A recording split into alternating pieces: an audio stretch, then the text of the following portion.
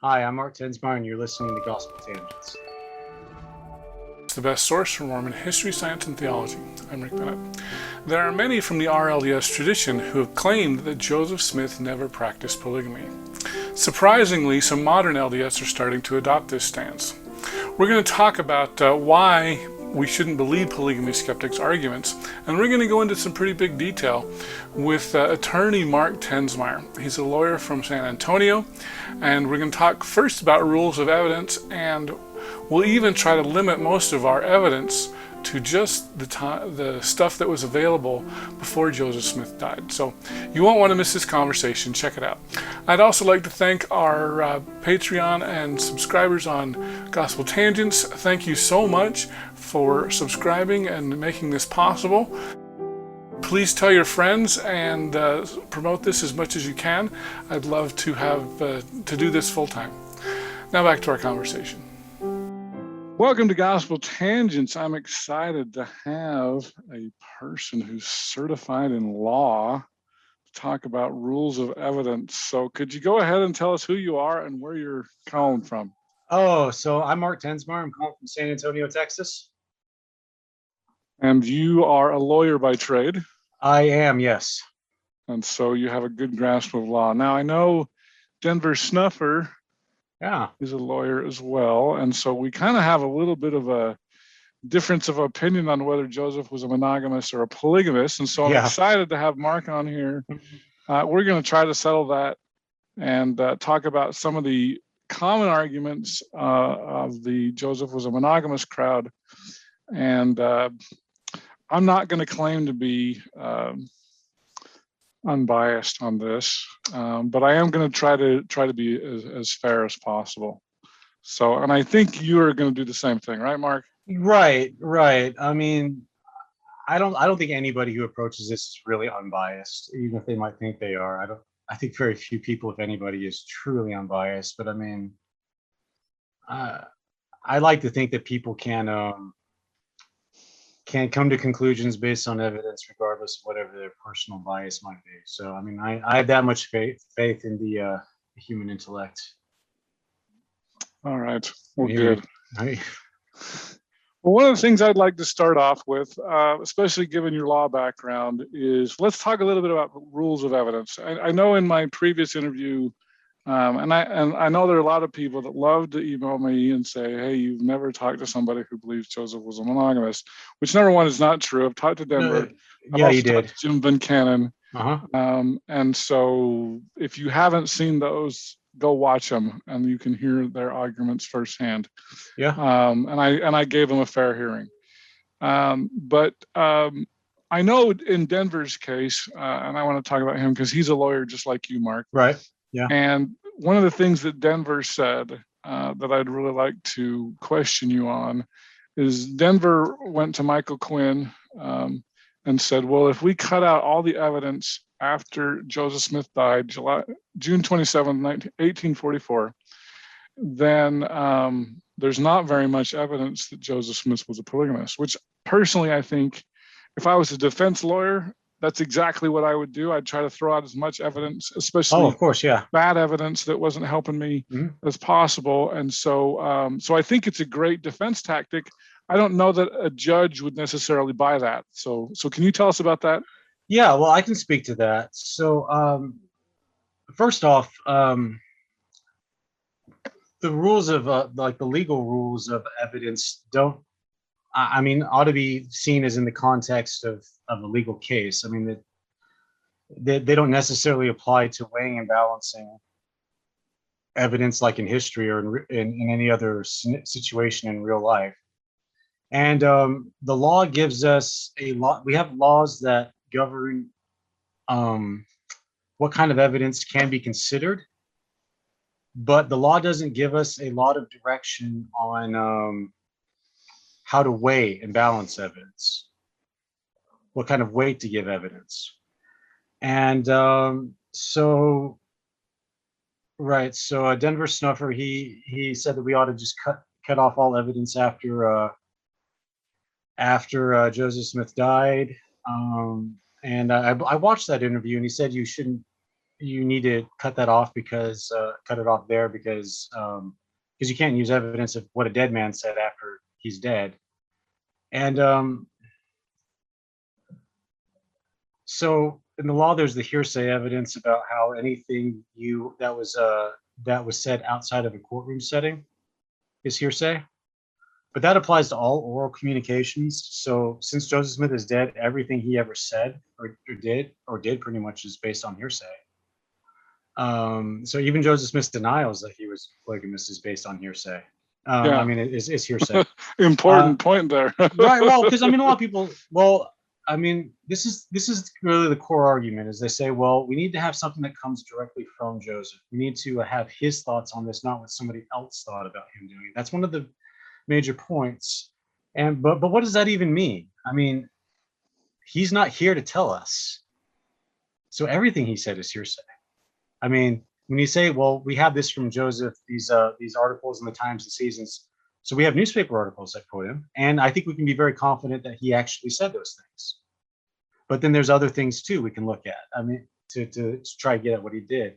And so I watched an interview in Denver. Snuffer alluded to. I think he alluded to. He said you can't get it from the dead man. I think he might be talking about the dead man statute, which a few states have. And in every case, it's in most cases it's very, very restricted. So here in Texas, where I'm licensed, it only applies in intestacy cases where you're talking about something that the decedent said to a beneficiary about a will or something like that, something of that nature. That's really the only place where that applies in Texas. There's the hearsay laws, but then there's all kinds of exceptions to the hearsay laws. And, one of the exceptions to the hearsay laws a lot of states have is the ancient documents law. So any document that's over 20 years old is admissible. It wasn't something that was done. And so that would qualify for most any document we have, as long as it's found in a place where the document, there's a reasonable chain of custody there between where it's found and whoever said it. I mean, that's a lot of states have that, the ancient documents rule. So no, I don't think even using legal things, you could just cut off the rules at Joseph's death. And even if you did, there's still plenty there. So I just want to point out that in any murder case, the evidence is collected after the crime happened, right? And so I think it's kind of crazy argument to say, well, in any intestacy case, yeah, in any inheritance case, so in any probate case, where people are arguing who should be getting what from this person who's dead, there's gonna all that evidence is going to be collected after the death. So so there's always going to be a lot. I mean, it's so. Right. So this kind of goes to the idea. In these discussions, it's very, very easy. I use the term polygamy skeptics because it's a neutral term. I don't like to say polygamy denier, conspiracy theorist, or that sort of thing, because I don't like to be dismissive. Whereas I obviously disagree with these people about how reasonable this outcome is objectively. I do understand that there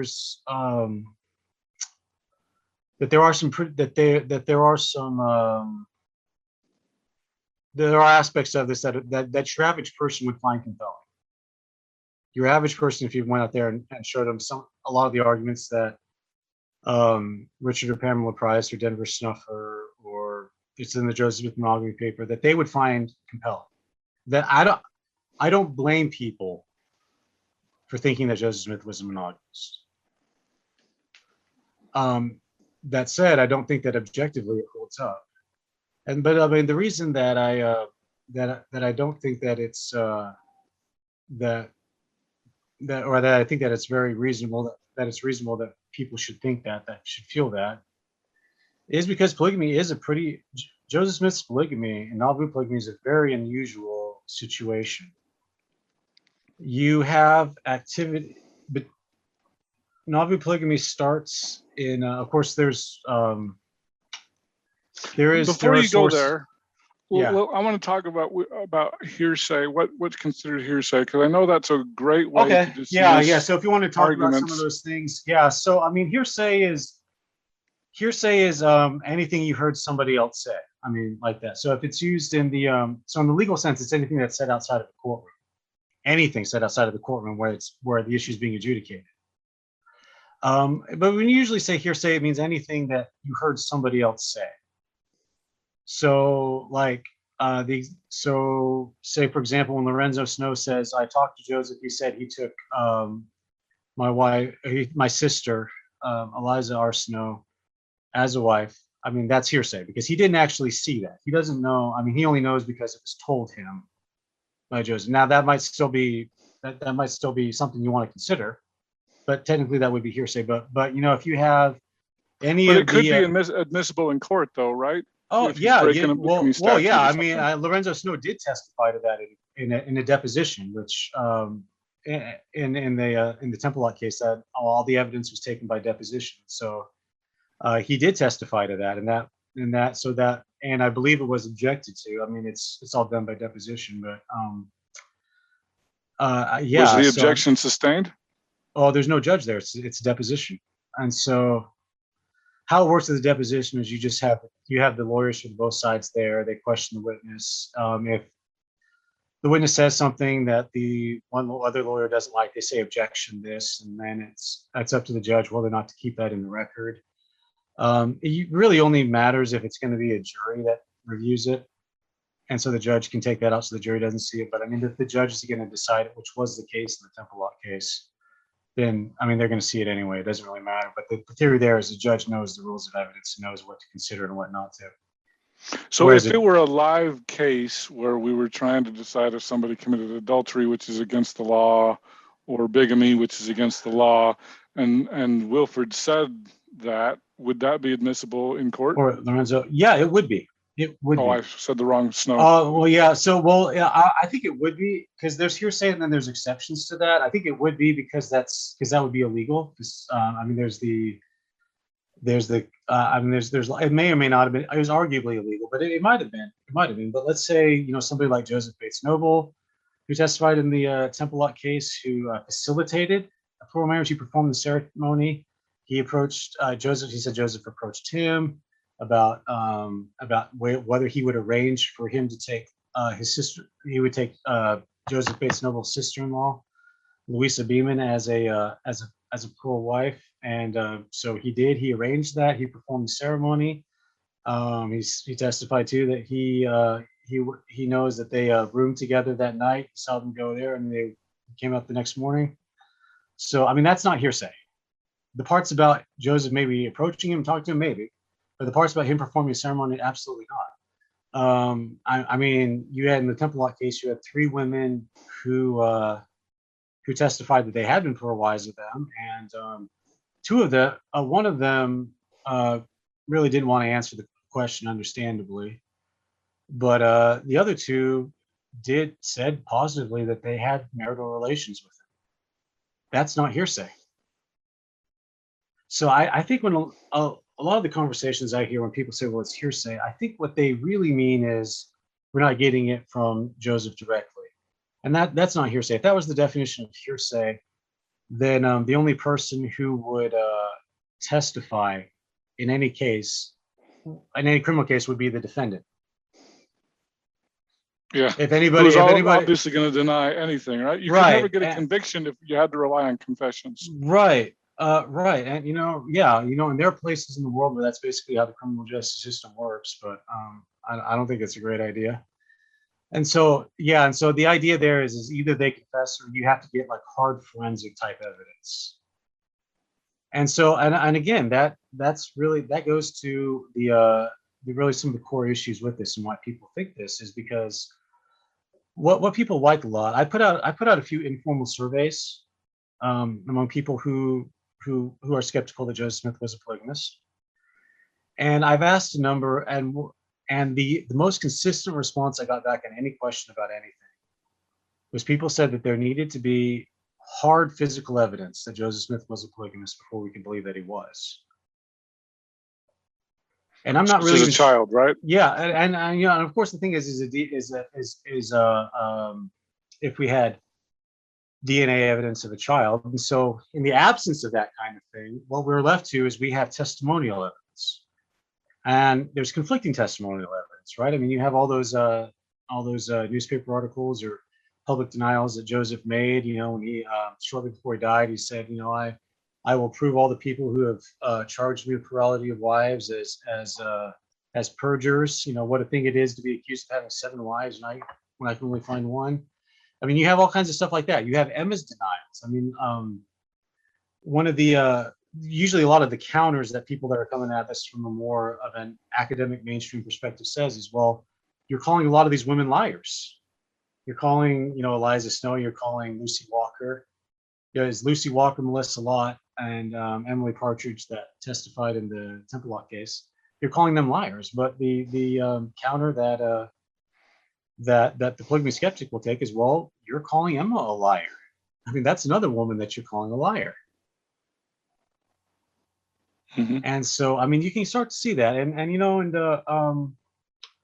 and to be fair to a lot of polygamy skeptics, I mean, we have lots and lots and lots of testimonials about the transfiguration of Brigham Young, and mainstream historians are more than happy to dismiss those all as later recollections and say that that's reflective. I mean, they are. Mm-hmm. There's a lot of things that they are. So there's a lot of these things that I think they bring up that are good questions that I think that they're sincere at, that they haven't really had answered. And so, I mean, that's part of what I'm trying to do with all of this too, is I want to say, yeah, I understand. At least I think I kind of understand where you're coming from. There are some answers to that. And so, so just because something is late doesn't mean it's unreliable. Right. And so, well, it sure is convenient when it helps your case, though. Yeah, it is. I mean, and in a lot of cases, a lot of the people that will make that argument don't have any problem considering like these later statements from Emma Smith or William Smith about what they think happened in Nauvoo. A lot of the folks doing this don't have any problem taking those statements at face value. But but I mean, it is an unusual situation because it's you know, Nauvoo polygamy starts. Of course, polygamy possibly starts as early as 1831. There's the Fanny Alger incident in the mid 1830s. But when polygamy really starts is the time that we can most definitely say is it's April 1841, and it's not until 1852 that it's announced that anybody is speaking about it publicly. Yeah, in any kind of thing like that. So, and it's an unusual thing because some of the principal actors in the early part, Joseph and Hyrum Smith, died long before or pretty early in that. And so, so part of that is I use this example in the paper. This is the paper I'm coming out that's going to include in this book.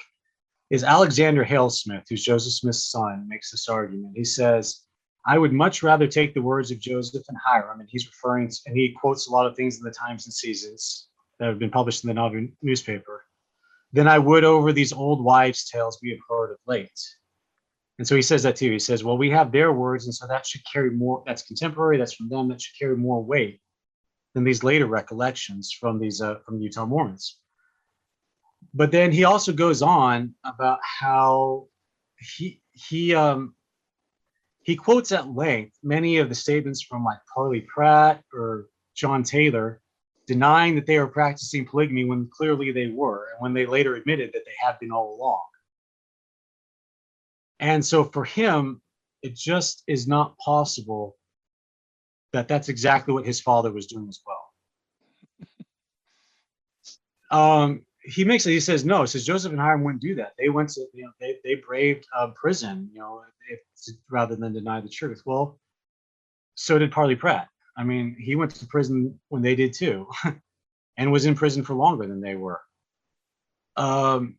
and he's one of these guys too. So I mean, I can see why, especially as a religious apologetic, you could say, well, he's the prophet. We know that he tells the truth because he's the prophet. You know, that may or may not be true. If he knows that he lied, and that means that he's not the prophet and has implications, well, that may or may not be true.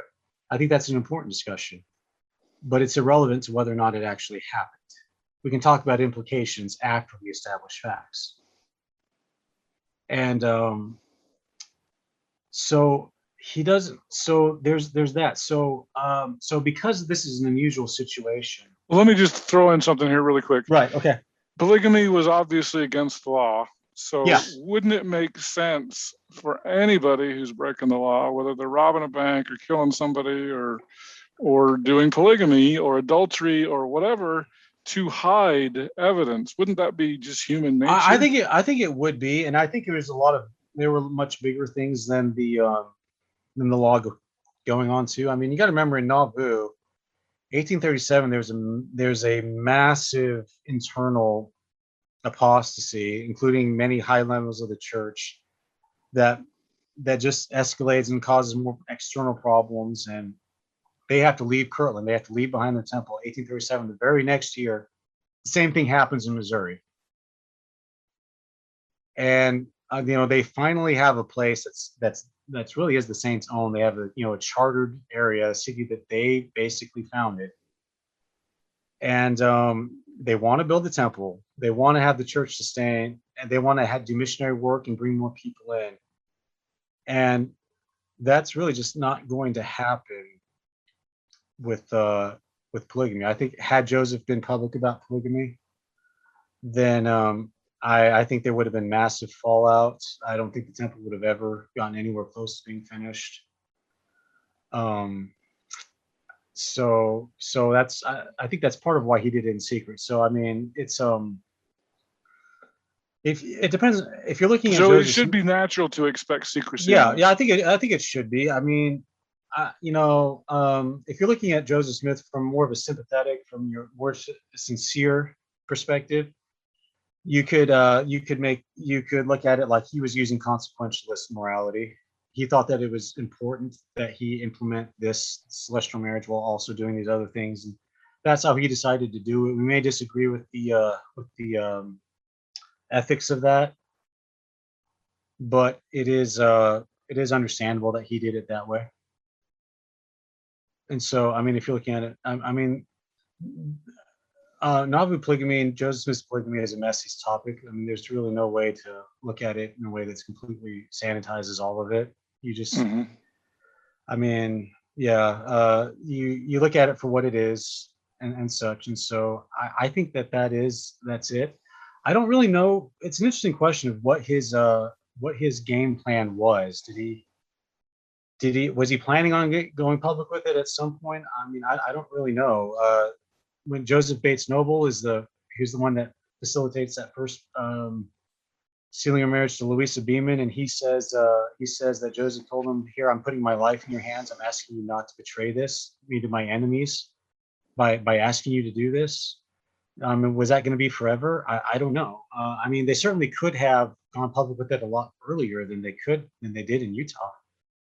I believe it's Lucy Walker who writes at one point that Joseph told her that he would be able to publicly acknowledge her as a wife after they had left Nauvoo and gone to the Rocky Mountains. I don't know if I don't know if we should consider that statement reliable.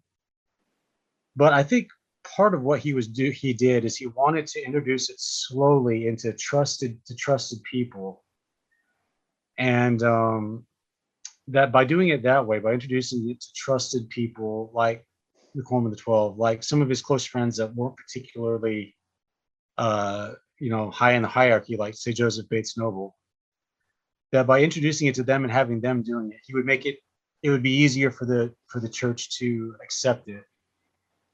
And in a way, it worked. I mean, they were able to have a substantial number of people enter into plural marriage by the time they left Nauvoo, just a few years later.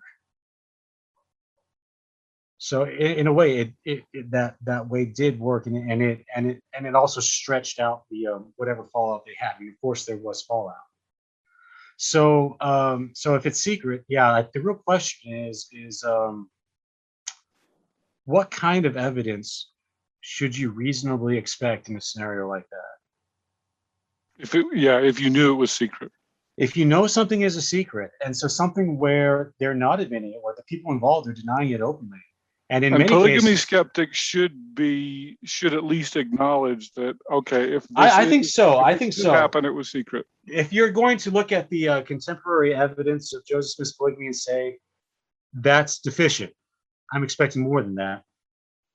You should compare that to the evidence for the other people that did it. So,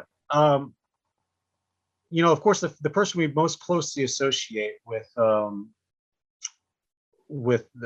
the Joseph Smith's monogamy argument is Joseph Smith III, his son, who advocated it for many decades. He has a hard time settling on what exactly he thought his father was doing. At some point, he thought, well, he was just doing sealings that were not actually like husbands and wives in the full sense of the word. At another point, you know, he says, well, Joseph facilitated sealings. He didn't know where it was going, and other people took it and made it polygamy.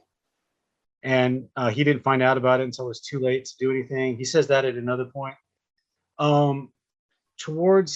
But really most consistently, this was the traditional RLDS argument, is that polygamy wasn't happening while Joseph Smith was alive.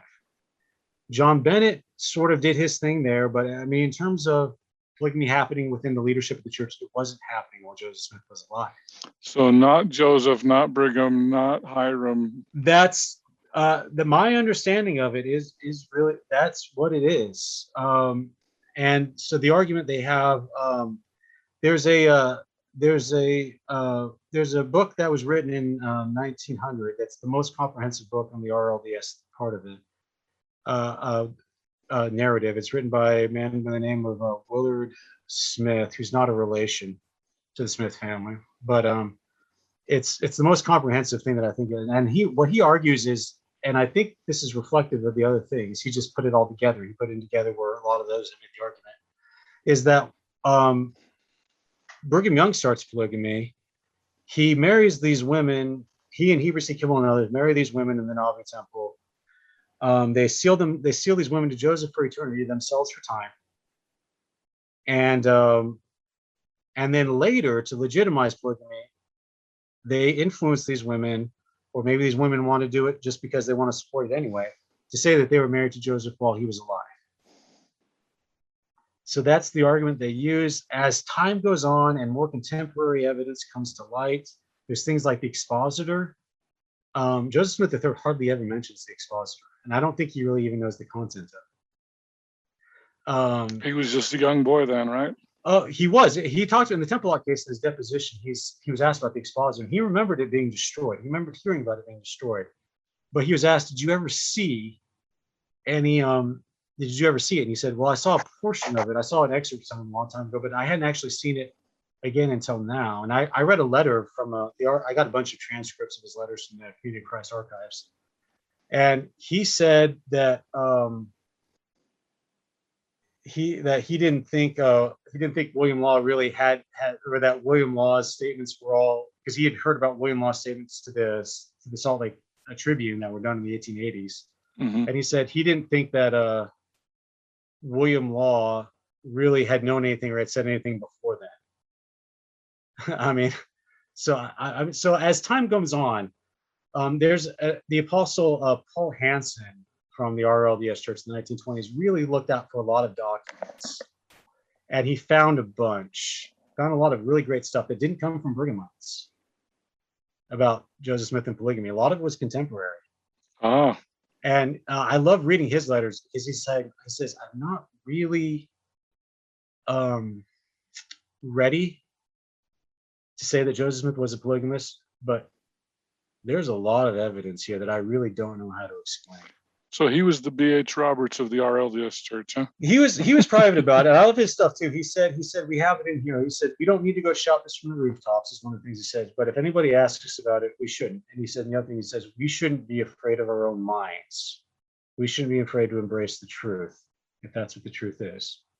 And so after Joseph Smith III's son, and there's Frederick M. Smith is the president of the RLDS Church, and then it's Israel A. Smith, who's president. I don't know when the years are. He was president for at least part of the 50s, 1950s. He really tries. He has a spiritual experience where he really drives home that Joseph Smith was not a polygamist, that his grandfather was not. But he tries to adjust the narrative. He admits that there was a revelation on marriage that was probably about sealing. Oh, he does. But he thinks that this was something that was altered by Brigham Young to be what we know as Section 132. And so he says that, and then it's in the 1980s is when this really comes to a head. Here's the president of the church at the time, Wallace B. Smith, asked the official church historian Richard Howard to write a paper that really gets to the bottom of this. And he does even a pretty ingenious thing where he writes a paper on Joseph Smith's polygamy, and he only uses publicly available sources like the Expositor, like the article in the Nauvoo Neighbor that details Joseph and Hyrum's reaction to the Expositor. And then he uses evidence that he collected from a lot of different places, evidence that came from people that were not Pergamites. So people like Sidney Rigdon, people like William Marks.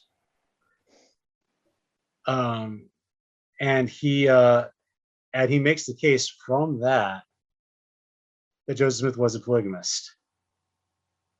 As he puts all of this arguments in there, and then in the end, the paper comes up with the conclusion that, we at least know Joseph did sealings for eternity. He may or may not have done polygamy. And so kind of reflecting the RLDS position. And a lot of his contemporaries were like, well, the body of your paper was great, but your conclusion just seemed off.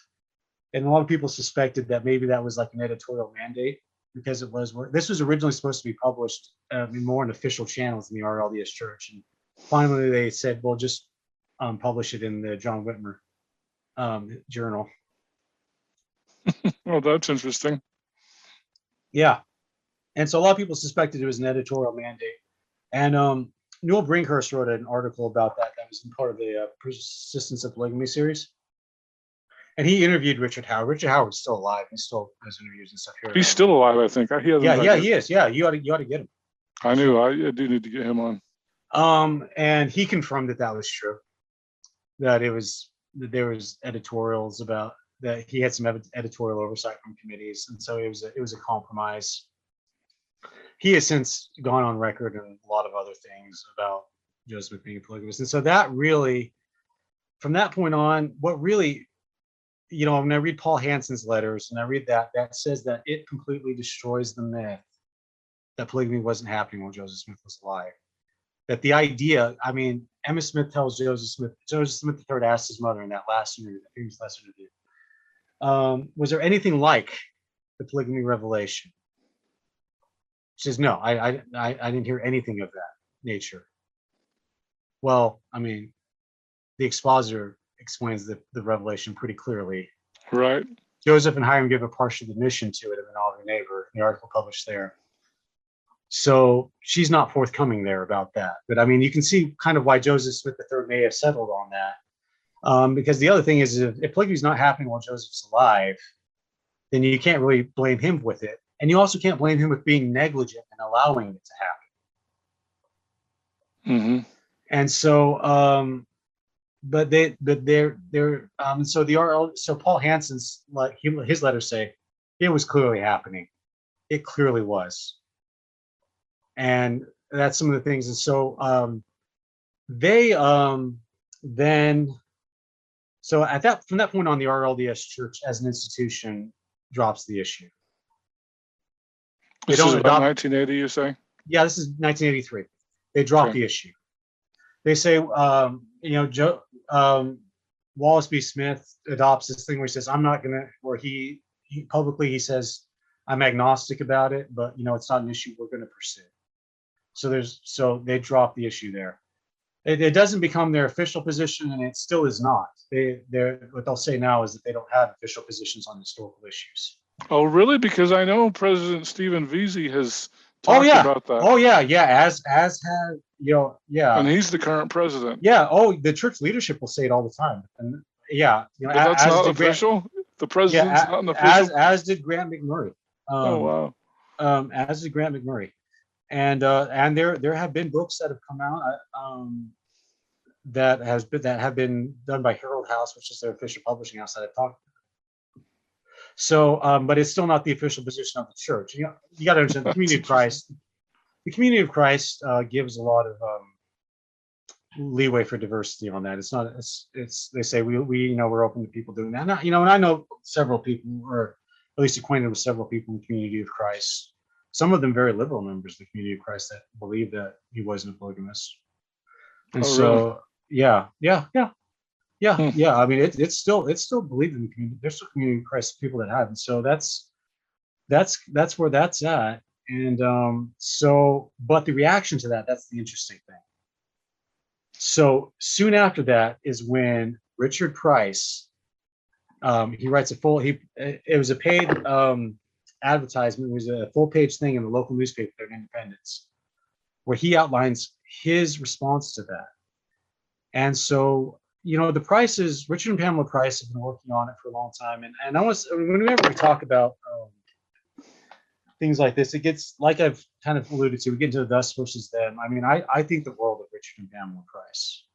Well, let me just say this also. I've actually invited them on to my podcast, and they have refused. So right, I've also talked to Denver Snuffer, and I've talked to Jim Buchanan, who are both polygamy skeptics. Right, and right. So I do want to, for the record, say that, because I get this all the time. People say, "Oh, you don't give our side of the story." I've done it. Right, and I don't necessarily won't come on. So I don't necessarily think that it speaks ill of a person to not want to give an interview or something. I mean, some people are private like that. I understand that, but I mean, Pamela Price was very generous to me in providing documentation about things. I mean, Richard and Pamela Price really did a lot to help give the restorationist movement some feet, give it some direction, and so they really they're the ones that decide to continue the charge for this, and this becomes part of the much larger issue, of the, for lack of a better term, liberalization of the RLDS Church. And so, this is happening about the same, it's 1983 that that we had the paper come out from Richard Howard. It's 1984 that the revelation coming out giving women the priesthood comes out. Right. And so, coming up to this, that was the culmination of really decades of a culture war within the RLDS Church. And so there's a split. It's about I've heard estimates anywhere from about a fifth to about a third of the RLDS Church becomes disaffected. I mean, that's huge. Can you imagine that? Can you imagine 1 out of every 5, looking around your reward and finding 1 out of every 5 people goes to something? Yeah, gone. Yeah, wow. Who are faithful believers? Mm-hmm. Yeah. And so this becomes part of the liberalization. And Richard and Pamela Price played a very big role in helping these people find some place to go. Have you ever been to a Restoration Branch service? I know you've been to a few different ones. I've been to a Temple Lot service. I've been to RLDS services. Been trying to go to Remnant, but that never works out for some reason. Oh, so so I've been to, there's a Restoration Branch in Dallas, and I've been to it, and I had a wonderful time there. It's great. Oh, yeah, they're always really friendly.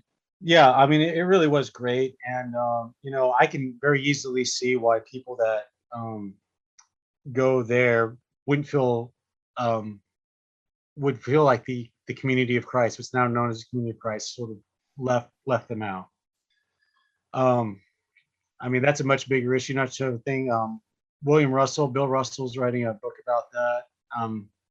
But I really looking, definitely have to get Bill Russell on. He's the best. I am very much looking forward to that. But I say that to show that the prices. I think we call that the restorationist movement. Yeah. I think that and I have been to the Price's bookstore before, by the way. Okay, yeah. So they played a big role in making all of that happen. And I'm glad that that's there, that's a spiritual home for the thousands of people that it is. And so I think it was so when I say I think the world of Richard and Pamela Price, it's really easy to look at things like this and reduce a person's identity to just the one thing you disagree with them on. And I'm not perfect about that, but I am really trying to be better about that. And so, but anyhow, Richard and Pamela Price, Richard Price comes out with that article. He follows that up with the pamphlet called The Polygamy Conspiracies. And that, of course, is followed up by the articles in the Vision that get collected into the books Joseph Smith Fought Polygamy. And so the Prices agree that the narrative that had been told that far was not sufficient. They agree. And so what they say is that they come up with this new narrative that the Quorum of the 12 were rogue. Pretty much from the beginning. And so they're the ones. So around here is where, as far as I've been able to tell, and I'd be interested in seeing documentation and maybe shows us been talking otherwise. This is when they say, well, the Quorum of the 12, they've encountered and they're influenced by the doctrine of the Cocharanites during their missionary travels in the early 1830s, in the early mid 1830s, in Maine. Another group of people that practice a spiritual wiffery. The Cocharanites. I'm glad we're talking about that because that is a big issue. Yeah, it is, and I think that's an interesting thing. And I would really like to have someone explore. And I think that after I'm done with this, I might be done working on this paper and done that. I think that's something I really would like to look into. So I mean that's the idea, is that the Cocharganism is that there's a special connection. I don't know quite that there is. So what it is, the first contact with them, it's in 1832. It's Orson Hyde and Samuel Smith. They go to Maine and they talk to a lot of Cocharanites. They stay with because of course as traveling elders, they would stay with people and do work for them. They would preach in churches, and they went to the Cocharanite churches. There's a prayer preaching meeting that they have in Boston before they get there, where there's a Cocharanite. There's a couple people that are making a big fuss about, or make a big scene about Cochranism, so they encounter it there. But their journals, I've read them. They think it's awful. People question, why are you preaching to these people? And Orson Hyde writes in his journal, he says, well, it's because we're supposed to preach the gospel to everybody. And if they repent, they can repent and gather. So when did the Cocharanites start? Do we know that? Oh, the Cocharanites. Yeah, I'll give some background. So the Cocharanites, the proper name is the fellowship, it's the society, I'm gonna get it right. The Society of Free Brethren. It started by a man named Jacob Cochran, and it's 1816 in Saco, Maine, around that area in York County, Maine. And one of the things they preach is a spirit. They call it having spiritual wives. Actually, figuring out what their doctrine is pretty hard, because the only real contemporary evidence we have, there's a pamphlet that was produced by a man named Ephraim Snitchfield, who it really produced the Cocharanites as being just having all kinds of weird ceremonies they do. He says they reenact the Garden of Eden naked. He says Jacob Cochran takes his turn. He just calls a woman a spiritual wife and takes her to bed and all of that stuff. And so there's a lot of that kind of thing. Is it kind of a free love movement, or that's how he depicts it. So there's no marriage at all. Again, it's hard to say, because I mean, reading that is like, well, can you imagine if all we knew about Mormonism is what we read read in E.B. House Mormonism Unveiled. Can you imagine that? Yeah. I mean, you get some ideas about stuff, but that's pretty much what we're looking at. I read it recently. There's a lady who, well, I'm getting ahead of the story. I'll circle back there. So there's this heyday of conformism where they really do, and they're really into gifts of the spirit. I mean, when you read about the early Kirtland Mormonism, and they have these revelations to say, oh, you got to try the spirits, that sort of thing. You got to back down from that sort of thing. You read about that. That's the type of thing they were doing. There was a lot of that. Well, I just want to throw in here really quick 2 other groups. My interview with Dr. Larry Foster, he talked about the Shakers, who were completely celibate, no marriage, no sex, no anything. Yeah. He compared those with Mormons, who obviously know about polygamy. And then the third group was the Oneida community, where marriage was banned, and they had, but you could have, they had very strict rules about, basically you could have sex with anybody according to their rules. And it was very regulated. Yeah, it was very regulated, but marriage was banned, but sex was fine. So a lot of these. So I'm curious if the Cocharanites were like the Oneida community. Right. And so a lot of these were millenary. So in a lot of ways, the Cocharanites are very similar to like the Latter-day Saint movement. I mean, they're Christian millenarians. They're people that believe that that basically society's gone to pot because and the second coming is going to happen soon, that the Christian world doesn't get Christianity at all. Mm-hmm. They need to get back to the original teachings. They need to do it in a radical way. I mean, they need to get, and so that's so in a lot of ways you can see how, at least especially to an outsider, both groups, they seem very similar. And so one contemporary that gives a bit more sympathetic comment to Jacob Cochran said he was neither trying to destroy churches nor create his own church. He just wanted to bring back the gifts of the Spirit and apostolic Christianity to the churches that were already around. And so, so it's hard to say like what exactly their gods, but spiritual wise is definitely part of it. But he gets put on trial for lewdness in 1819, and Jacob Cochran goes to jail for 4 years.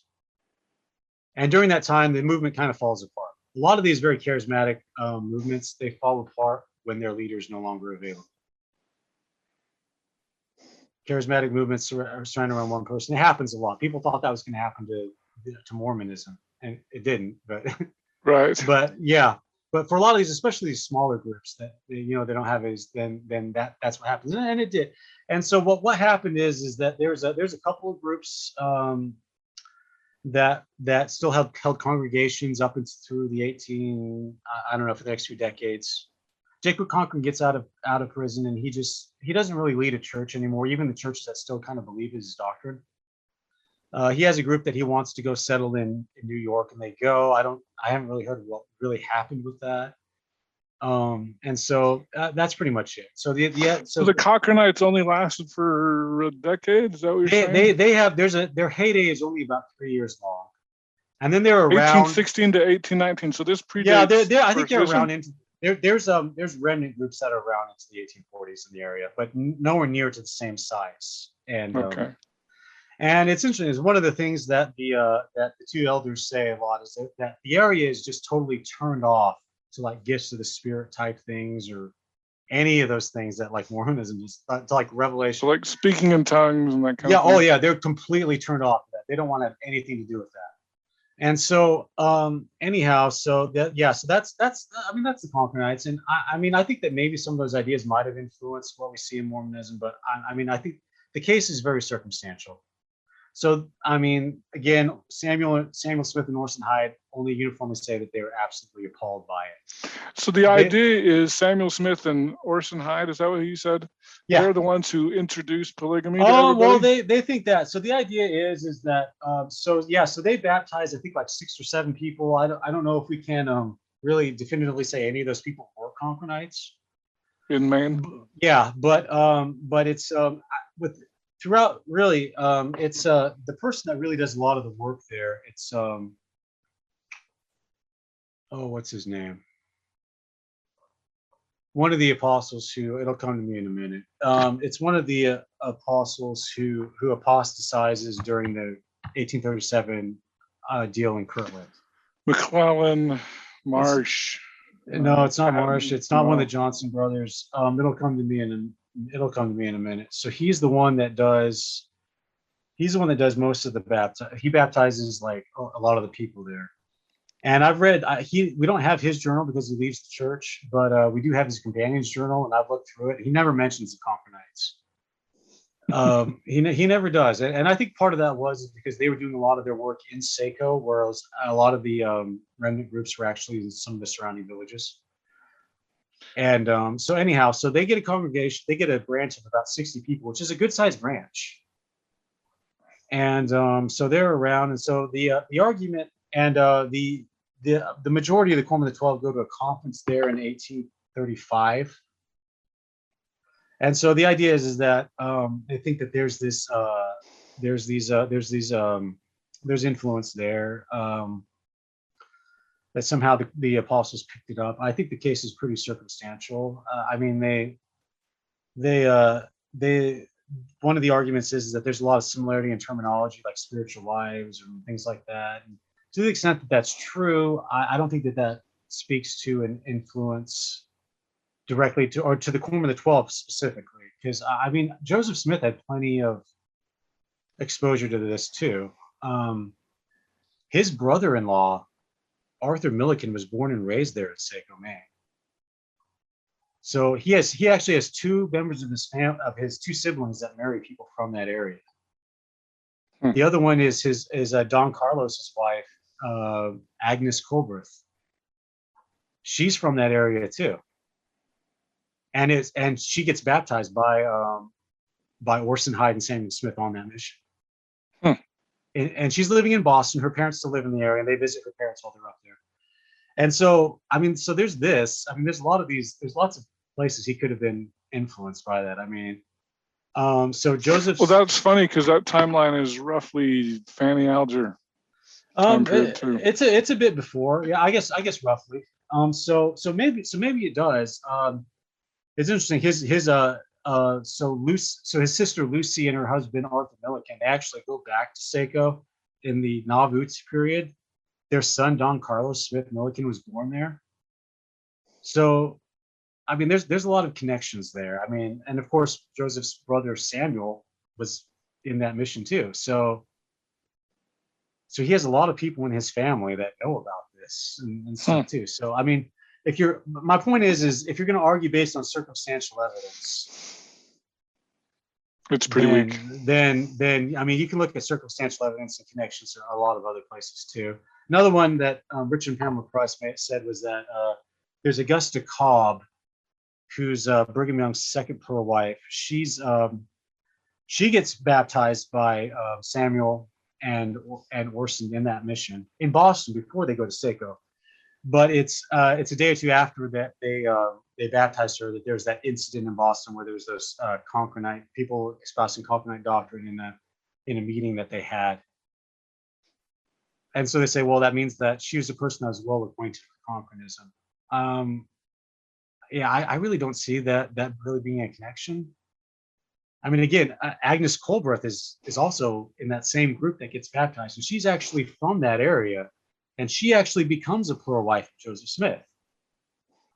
So if you're going to argue circumstantial evidence and exposure leads to this and that, then I think that's a much stronger connection than anything. Joseph. So yeah. So when it comes to the Cocharanites, that's something I don't particularly find compelling.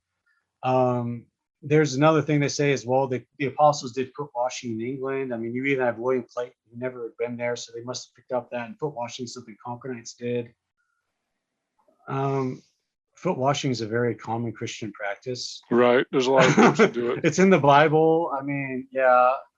So I mean, I don't know. I don't think the Cocharanites really even need to play, but they really needed the Cocharanites to learn about. Anybody really needed it to learn about polygamy or anything like that. I mean, it's in the Bible. There's a lot of other groups.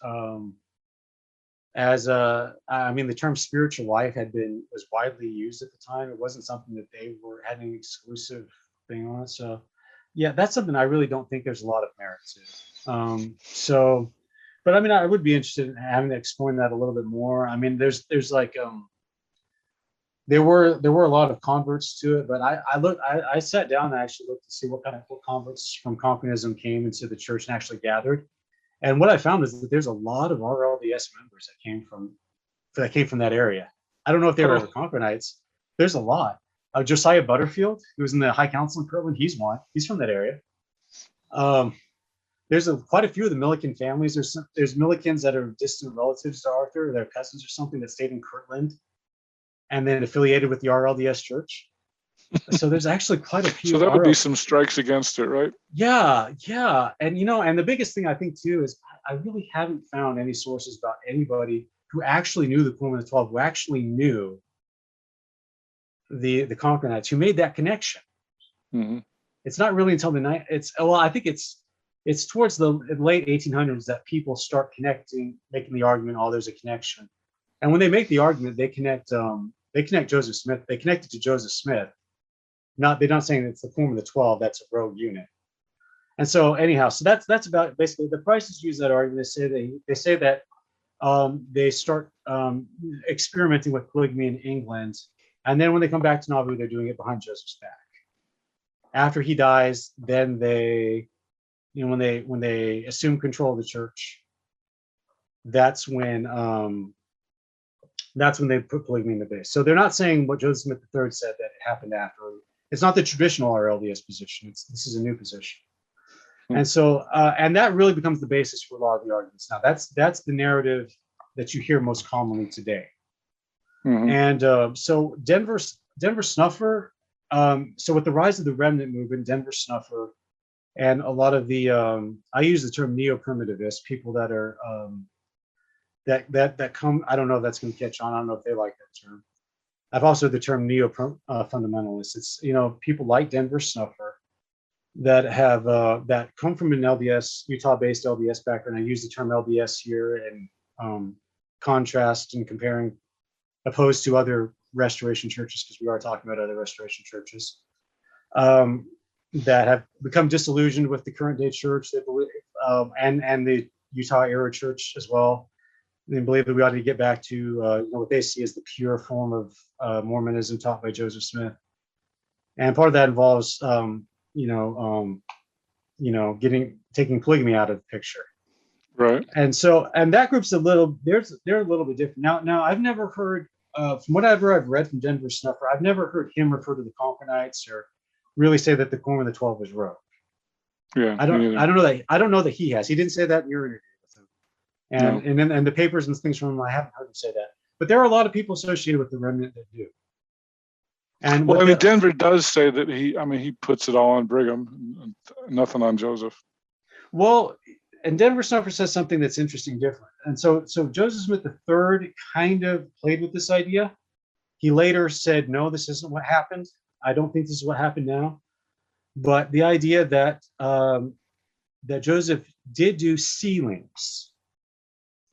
He did sealings between people. He sealed people to himself, but it wasn't polygamy. And so that's kind of what Denver says. That is what Denver says. I don't know that he's ever really fleshed out exactly all what that entails, but I know in his book Passing the Heavenly Gift, one of the things that Denver said was DNC 132, and he doesn't stand by this anymore, but I think it's part of his evolution of thought, is DNC 132 is 4 revelations, and that people conflated polygamy with the sealing power. Right, and so that's part of the argument that now too, and so that was misinterpreted to be the sealing power, or that the sealing power was interpreted to be polygamy. It was corrupted to be that. He says what happens is that it's what he says is it's the law of adoption. You have somebody like Joseph Smith who has had, who has the position to hold the keys, and you can use various terms for that. He's a person who's had his calling election made sure. He's a dispensation head. There's a lot of different ways you can say that. So you get sealed to Joseph Smith, and then you seal your ancestors to you, and that's how the family of God becomes united. And that's true. Joseph Smith was teaching that. But what they're saying is that he was teaching that and not polygamy. And so that's what became. Whitney Horning wrote the book Joseph Smith Revealed. I don't know that she's associated with the Remnant. I haven't heard that she has been. She's but her book is popular among the Remnant. And that's the position she takes. What she says is people like Sarah Ann Whitney were sealed to Joseph Smith. And in the book, she says as wives, but that was merely like a ceremonial term. And it's later, Brigham Young adds the part where by wives, you mean that you live together, that you have marital relations together, that you have children together. That's something that comes along later. And then that gets retroactively applied by the people to when Joseph Smith was alive to give it more legitimacy. And so that's kind of that narrative too. So today, I think there's basically those two narratives. There's you're going to have the Price's narrative where they talk about how Joseph wasn't doing. It's a complete fraud. Polygamy is a complete fraud, complete falsification. There's nothing going on doing that. Ron Caron, who wrote The Exoneration, I think I'm gonna get the name right. The Exoneration of Emma, Hyrum, and Joseph. He goes along with the Prices too. He takes and he elaborates on their bit too. That's a popular book you'll hear quoted quite a bit. And then you have the other. So that's the one narrative. So that's complete fraud. The other one is that's very popular among the Remnant, and that's the partial fraud thing about how his sealings. And I believe from one of my interactions, the people that sealings and polygamy got tied together. Is yeah. That so yeah. And so the most vocal group right now that's really coming a lot now is another group that's kind of similar. It's by Phil Davis. Is another individual that's come out recently, and his is a much smaller group, but he's got some pretty media savvy people that work with him, and they're the ones that are very much that are I think I'd say leading the charge on like in the Utah front at least on this too. They run the site Hemlock Knots. You'll see references to that a lot, and and so from what I can tell, at least they kind of go along with that it was sealings that was converted to polygamy. So those are your major counter narratives that we have out right there right now. I think there's variations on those, but it really depends on who you talk to, what all the little nuances are. But that's basically it, or at least as a general idea, that's it. So that's kind of the evolution of that, the development of that. And so one of the things I'd like to do, if we could, is talk about some of the evidence. I'd like to go back to Kirtland, but I know in your paper you stuck with Nauvoo. Right. I mean, we could. I mean, it's like a. Let's go with the strongest evidence first, and then we can jump. Well, yeah, we can go with the strongest kind of evidence. So again, since polygamy is something that was happening in that was being denied openly while being practiced privately. Your contemporary, you're going to have basically a few kinds of evidence. You're going to have, I would say 4 kinds of evidence, and it's important to look at all of these. You're going to have privately held evidence that are private records by the people that are participating that are pro polygamy, that are faithful. Mm-hmm. You're going to have that. Faithful to the LDS Church. Yeah, faithful to that are. You're going to have, and so because somebody who's faithful is not going to talk openly about polygamy at that time, they're not going to do it. Because it's against the law, for one thing. Yeah. Well, because it's against Joseph's wishes. Joseph doesn't want people talking about it. Joseph doesn't want people talking about it, so they're not going to do it. The other people are the people who have some insight and knowledge that that feel no obligation to honor The Joseph's dissidents. wishes on that. Yeah, and so they're dissidents. They're people. A lot of times they're it's because of polygamy that they're dissenters. That's what's turned them off. Other times it's other reasons that they've been turned off, and since they have this, they're going to use this as retaliation. It's going to be that, and so you're going to have those, and those are going to be your contemporary evidence is going to fall into those two categories. Those are really the only reasonable expectations. And then you're going to have later evidence from friendly people who are participants that are going to talk about it after the secret's out. And then the fourth category, I think this is a very good, very important one to talk about, is third-party evidence. So this is going to be accounts from people, usually later after the secret's out, who are neither anti-Mormon, dissenters, or pro-polygamy. So people who have no reason to want to discredit Joseph Smith, to want to attack Joseph Smith, and have no reason to want to promote that he was a polygamist. Now, you asked about rules about evidence. There's another thing that's called about hearsay. It's called this, I said, the statement against interest. If somebody says something that goes against their interest, that carries some weight. And so, if do you want to, so we can look at some of the contemporary. Do you want to go? Do you want to start with friendly contemporary evidence? Some of those. Yeah, let's go with contemporary. Yeah, there's some of it. So so for the vast majority of Nauvoo plural marriages, and whenever you talk about the contemporary evidence for Joseph Smith's plural marriages, you have to ask, how does it fit in the context of plural marriage generally in Nauvoo?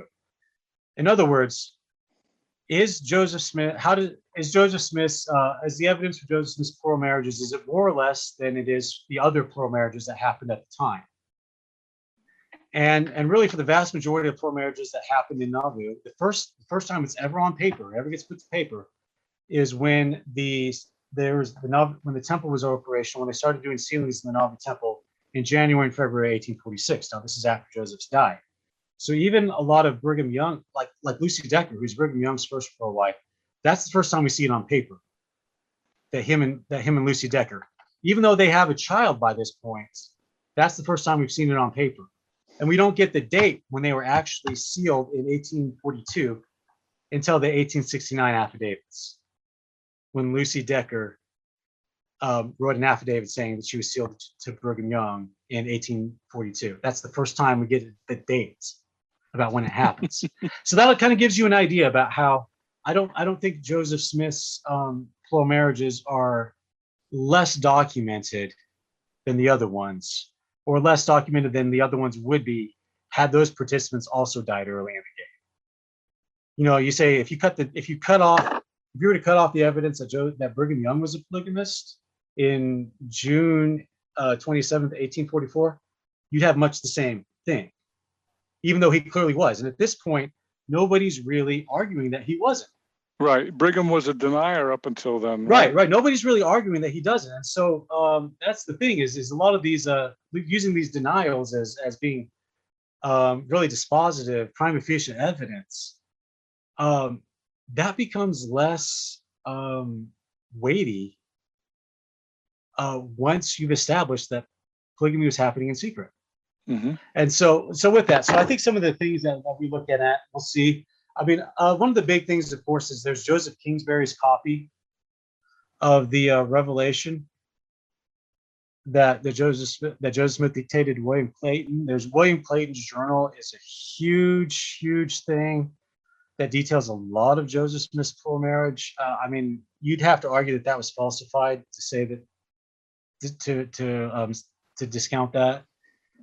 He's very direct. He says a lot of times he talks about Joseph facilitating his own plural marriages, William Clayton's. He talks about how he performed the plural marriage, how he performed the ceremony between Joseph Smith and Lucy Walker. Mm-hmm. Yeah, he talks about the Joseph's conflicts with Emma over the issue. He talks about scribing the Revelation. So yeah, so he he that's a big thing. So William Clayton's journal. And a lot of the evidence, contemporary evidence, is fragmentary, meaning you can tell the people are trying to avoid openly saying Joseph Smith's a polygamist, but they kind of are still trying to. So Brigham Young, he writes in his journal when Joseph Smith marries Agnes Goldbreath. He says Joseph Smith, Agnes Goldbreath, and he uses Masonic cipher, Royal Arts Masonic cipher, to abbreviate wed and sealed, WAS, which is also the same phrase that he uses later to denote his plural marriages. Later. Oh. Yeah. And that's used a few times. And so if you know the code, you can decipher what happened. Right. And another one is in Joseph Smith's journal. So Willard Richards was the primary person keeping Joseph Smith's journal at the time. He doesn't really write in there much about plural marriage. But when Joseph Smith married his wife Rhonda, Joseph married his wife Rhonda, who was Willard's sister. And then at the same time he seals Willard Richards to a plural wife. He writes it in Taylor shorthand. You can go to the Joseph Smith papers and see that. He uses Taylor shorthand. And he does that a few times when he writes about things that are of a sacred nature. Like whenever he talks about the second anointing or something, he'll write the person's name, and then he'll write "and wife anointed" in Taylor shorthand. They want to have that. I read there's a letter that they have from Violet Kimball to her husband Heber, where she writes about how she met with Parley Pratt and his wife, and how she uses the word. She writes J F met with Parley and told him that she never says directly polygamy. She says that he can take that it was his privilege, that he had his favor, that he could take his privilege. His wife doesn't know what to feel about it. Joseph has picked out someone to be his privilege for her, and I've spoken both to her and to Sister Pratt about it. So I mean, you would have no idea what they were talking about, right, if you didn't know. And she doesn't even want to write Joseph's name out. But it's very clear that's who it is. I mean, she writes Joseph. It's J F H at the end, and then has dots. The correct number of dots of letters in his name between J and F. Yeah. So there's another one. So there's the Lott family. So I mentioned Melissa Lott earlier. So when she was had her ceremony, Joseph and Hyrum, they seal her parents together, and what was, at least for the time, a sealing. And they write that in their family Bible. Sealing performed by Hyrum under Joseph's seal. Hyrum performed it, and then Joseph sealed that ceremony between them. And then it says, gave daughter Melissa to wife. Wow. Yeah. And so on the very same date. So basically, they had a deal where they got together in the secret thing, and they married. They did a ceremony for the parents, and then Melissa then takes a husband. And in the next few entries in the Bible, it's Melissa Smith. Oh. So there's these very oblique things. Yeah, when Joseph Smith III came to visit Melissa Lott, she showed him that, and he thought, okay, he had to admit that seemed like it. And he said, well, and he asked a bunch of other things. Did you ever cohabit with my father? And he said, well, no, of course I didn't. So he didn't hold us up as wives. We didn't do that. He goes, okay, well, then maybe she was just sealed to him. And he writes that in a letter to one of his associates in Utah. He says, I believe Melissa Lott was adopted into my family, into that. And so he finds that pretty compelling. And so that's one thing. So there's quite a few little things like that, and it's fragmentary, but that's also the case for the other plural wives too, the other things that happen at the time. And so so private contemporary evidence, it's about what I would expect it to be given the circumstances. So you want to talk about that? You want to talk about public evidence? Definitely, that's exactly where I was going next. Yeah, let's talk about public evidence. So in that case, I think, I mean, there starts to be rumors, at least by April. Well, there's starts to go by April 1842. So as the circle expands, as more people know about it, I mean, he did a pretty good job keeping it, keeping a lid on it, and keeping it within the circle in 1841. But it's in April 1842. That's when Martha Brotherton starts telling her story that Brigham Young proposed to her in the upper floor of the red brick store after she moved from England. And when she said no, he went and got Joseph and Hubert Kimball, and they tried to convince her, and she wasn't having any of it. So she leaves the church because of that. And so she starts telling that story. We don't really get like a full detailed account of hers until John Bennett later, but she starts telling it in April, and people start you hear references to it at beginning in April. And that's also when the Relief Society goes to investigate the rumors that Joseph is paying too much attention to Agnes Colbreth, who is, I don't know if I mentioned that, who's his brother Don Carlos is dead at this point. And so she's his brother's widow. And okay. So that starts. Is that happening. Like a levirate marriage? Yeah, that's typically how it's. Yeah, that's typically how it's characterized. Mm-hmm. So there's that. Then there's the fallout with John Bennett. So John Bennett's activities comes to light. There is actual academic disagreement on how connected, if at all, John Bennett's activities are to Joseph's. I mean, like Fawn Brody just says they're one and the same. Treats them like they're one and the same, and says that basically at this point Joseph is kicking him under the bus, is kicking Bennett under the bus so he can defray suspicion of him and or such. Brian Hales, for instance, on the other side of the spectrum, goes absolutely not.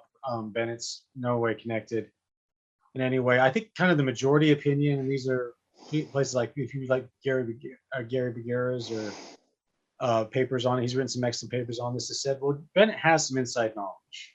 Yeah, I know Larry Foster has said you have to verify what Bennett does because he exaggerates a lot. Oh, he absolutely exaggerates a lot, and that's part of the thing, and that actually makes it kind of easier to disclaim polygamy, because you can say, well, all the stuff that John Bennett's saying that we're doing,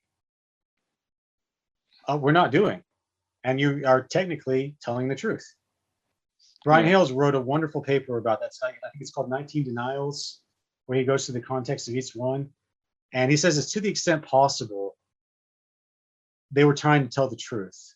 And so John Bennett gets excommunicated. There's about 4 or 5 other men that do in 1842 that are connected to Bennett. There's a law. There's Joseph brings sexual slander laws against Chauncey Higby, who was one of his associates, and that was supposed to go to trial in Carthage. It doesn't. The Prices point that out and say, well, Joseph was ready to defend it in front of an actual like civil or criminal court, in that he wasn't in control of in Carthage, but he couldn't do it because he had been a warrant was out for his extradition back to Missouri, and he had to go into hiding in October when they were supposed to go to trial. But I mean, he didn't have to. There's lots of stuff there. I mean, I don't think he actually had to be there to take it to trial. It was criminal charges. It was a criminal case that he was prosecuting, and he could have had anybody else. It was state of Illinois versus Chauncey Higby, not Joseph Smith versus Chauncey Higby. Right. And so I mean, he did a very similar. He had done other things during that time where he had legal representatives go represent him in legal matters in Carthage during that time. But part of that is when Chauncey Higby was first tried, he didn't really have any inside knowledge in what Joseph was actually doing. He only just did it because John Bennett told him Joseph was doing it. And he even swore out an affidavit saying that too. And so, but then after John Bennett, so John Bennett in July 1842 is when John Bennett comes out with a lot of his letters. John Bennett talks about Joseph proposing to Nancy Rigdon, who's the happiness letter. Yeah, there's the happiness letter. He publishes that. The happiness letter. Which so Bennett publishes the happiness letter. Bennett publishes the happiness letter. And tell why that's an important line, because we still use it in general conference. We do, and again, there's disagreement about whether or not, even among academic scholars in the Joseph Smith papers, they said it's a possible Joseph Smith document. And so there's that. There's the but Joseph says in there, and this is why it's important: what is wrong under one circumstance is right if God. Right. So he basically gives a doctrinal exposition on the divine command theory of morality. What God commands to be right is right, no matter how we might feel it. And so we'll understand those things once we do it and we see the blessings. Yeah. So I think he could have. I mean, there's debate about it. I would say that the happiness letter is not one of those things that you would hang your hat on as far as Joseph Smith being a polygamist. But I do know that it has been quoted even recently in general conference. It has, yeah, it has. I think the most compelling thing that that Bennett puts forward is he gives a list of a few of Joseph's wives. He does this in the History of the Saints that he publishes later in 1842. And he correctly identifies some of them. He correctly identifies Prescindia Huntington. He correctly identifies Louisa Beeman. He correctly identifies Agnes Cobrath. And he does a similar thing to what we saw in what I told you about that Violet Kimball did. The late Kimball did about Joseph's name. So he takes their name, the women's names out, probably because he doesn't want to open himself up to a sexual slander. Yeah. Right. John Dinger wrote it. Wrote an excellent paper on that. I recommend Sexual Slander Laws and that. And so he takes that where he'll use the first letter of their name, and then he'll have dots for the rest of their letters. And so if you know who they are, it fits. Yeah. And so it's got the right number of letters. Right. And so one of them he says, and he also says outright, he says when he uses Louisa Beeman's name, he says performed by Joseph Bates Noble. And he says with Agnes, he says Agnes Smith, because that's her married name. She's the widow of Don Carlos. That's her married name. He says Agnes Smith by Brigham Young. Couldn't Brigham get him for sexual slander on that or not? I guess it's no, because he well, maybe not. I don't know. I don't think so. Probably not, because I mean, it wasn't him doing it. He wasn't him doing it. He was just performing the wedding or the sealing. So I mean, that's an important thing. I mean, that's something that's supported by other evidence, right? I mean, you have Joseph Bates' noble testimony saying, "Yeah, that's exactly what I did." I mean, if you look at that, I mean, you can say at the very least, this isn't something that Joseph Bates Noble made up whenever he swore out the affidavits in 1869. Right. You can't say that because there it is in print. And this was published in 1842, you said? Yeah. So Joseph's still alive. Yeah. So, and I mean, and that's kind of where I'm going with all of this is you really see how this evidence intersects. It really, there's things where we don't know, there's things where it disagrees, but there's so many of these little places where it intersects. That, yeah, I think I can say it is a pretty compelling case. That's enough to say that these public denials by Joseph and Hyrum and Emma later in life are not really enough to explain this, and why I don't think necessarily a Brighamite conspiracy, even if it hypothetically did exist, would explain this evidence. And so that's 1842. Now, up to this time, Joseph only had up to 8. Is that right? Does that include Fanny? No, I'm not counting her in that. Okay. So I think it is, and so really they pretty much get a handle on it, though. They really do a lot of things, and the other it's now mentioned. There's the incident of Sarah Pratt, where John Bennett writes a letter that Sarah Pratt was approached by Joseph, proposed to by Joseph while Orson Pratt's out on a mission. Mm-hmm. That letter comes out. Orson Pratt nearly commits suicide. They find his suicide note outside the print shop in Nauvoo, and there's a search, and they find him about 5 miles down the river, just distraught. Because he's asked Sarah about it, and she says, yes, that happened. And he says, I don't know who to believe. I don't know who to believe, Joseph, or I don't know who to believe Sarah. And so Sarah said yes, and Joseph said no. Yeah, and so they cover what they give, and so and so the story is, they say, is the story that the response to that is that Sarah Pratt had an affair with John Bennett, and so she's just saying this to throw off suspicion onto her.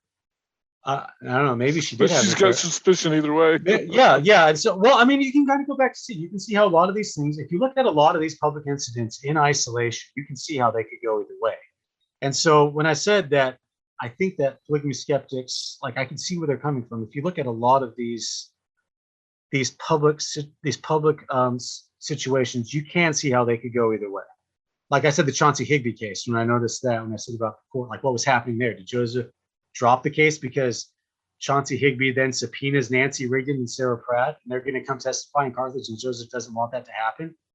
Is that why he drops the case? I don't know. There's not any direct evidence. But, or does he drop the case because he just didn't think it was important anymore? He thought he proved his point, and he just wasn't able to pursue it at that time, and he just didn't think it was important enough to revive. I don't know. I can't say for sure if you're looking at these events in isolation. Yeah, I mean, yeah, because these are things where, again, it's almost a he said, she said. They look at these things, it's almost like a he said, she said situation. You have Joseph that says, no, this isn't what happened. This is what happened with Sarah Pratt. And you have John Bennett saying this, and it's between those, like, who do you believe? And John Bennett is not a reliable person. Sarah Pratt has some reliability issues. Between those two, Jose Canseco. Yeah, I mean, yeah. So I say that I'm saying that because I am looking at things like this. This is where I'm at least sympathetic to people like the Prices, to people, to polygamy skeptics in general, because you look at these public things, and you can kind of see how for a lot of these they could go either way if you're looking at them in isolation. But at some point, don't you say, hey, when there's this much smoke, there's got to be a fire? Yeah, what? That was actually addressed at one point. Joseph said that too. He says, I hear people saying that, and it's not true. But yeah, I mean, if you look at this too, I mean, this is an incident that involves the Rigdons. This is an incident that involves the Pratts. These aren't just random people. These are high-ranking people in the church. And it's hard to say. I mean, so like at one point, Orson Pratt objects. They take a vote about to sustain the good character of the prophet, and Orson Pratt goes, I abstain. Vocally. And he does that vocally. Yeah. And wow. And they said, and then Joseph, and he says, because about the spiritual life doctrine, he says, and Joseph says, well, wait, have you ever seen personally me ever do anything untoward in that nature? And he goes, no, I haven't. And then there's people respond to him. The first person to respond to him is Brigham Young, who challenges him about the spiritual life doctrine by accusing Joseph about the spiritual life doctrine. And it's Brigham Young that writes to Parley Pratt, writes to Orson's brother Parley, who's still in England, says, yeah, we've had this deal with Orson and Sarah. He's been, his wife has sort of led him astray on this. But Orson's too good of a guy for us to let him go. We're going to get him back. And he comes back in full fellowship. Well, and it's funny that Orson ends up being the guy who makes the public announcement. And it is, yeah.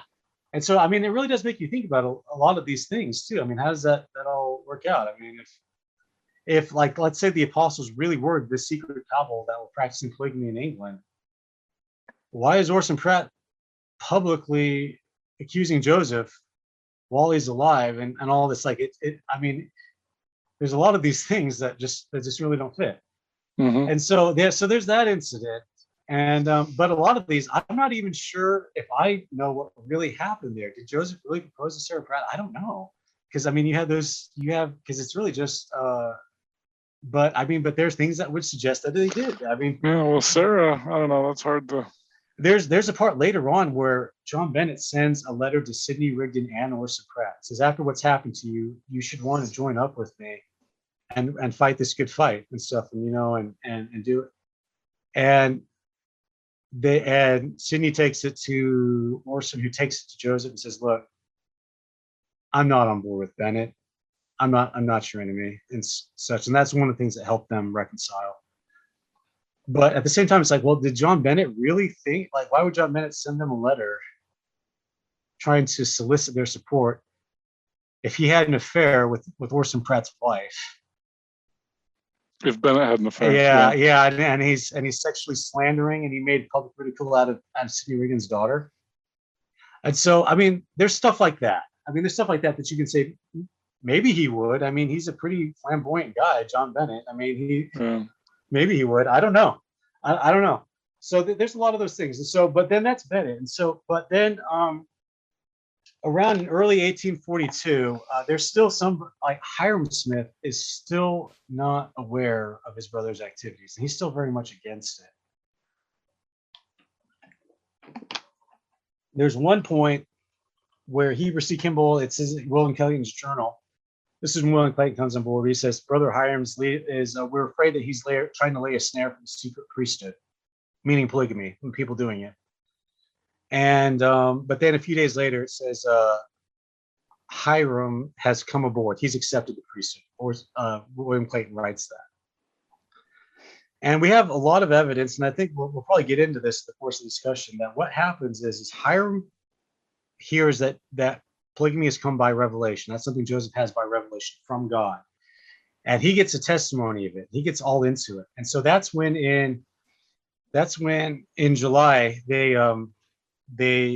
he asked Joseph, says, if I can just have a written revelation for Emma on this, then maybe Emma will come around.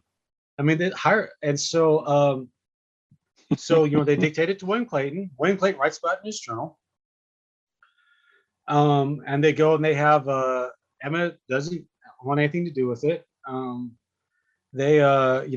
Joseph says they'll transfer the unencumbered lots to Emma, which is actually reflected in the records that it was around that time that they transferred a lot of the unencumbered lots in Nauvoo to Emma and put in Emma's name to give her some kind of security, because she's afraid that what the fallout might be.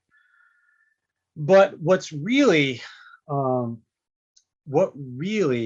sets things in motion is Hyrum takes this thing and he thinks that now that there's revelation on it, people are going to come around like he did.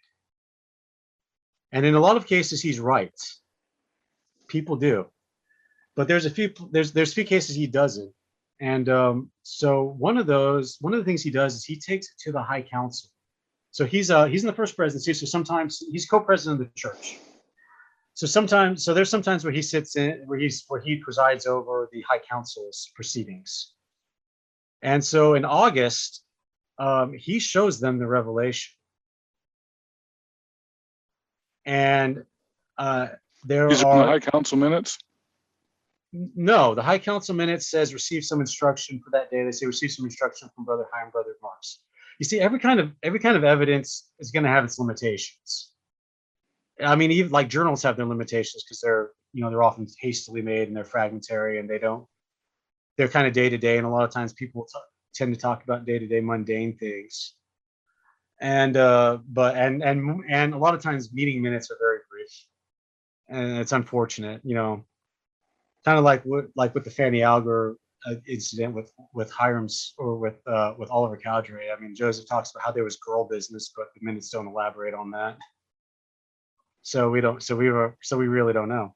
But so the High Council minutes don't really. So, but there are 3 members of the High Council that are not on board with this. They are William Marks, who's the stake president.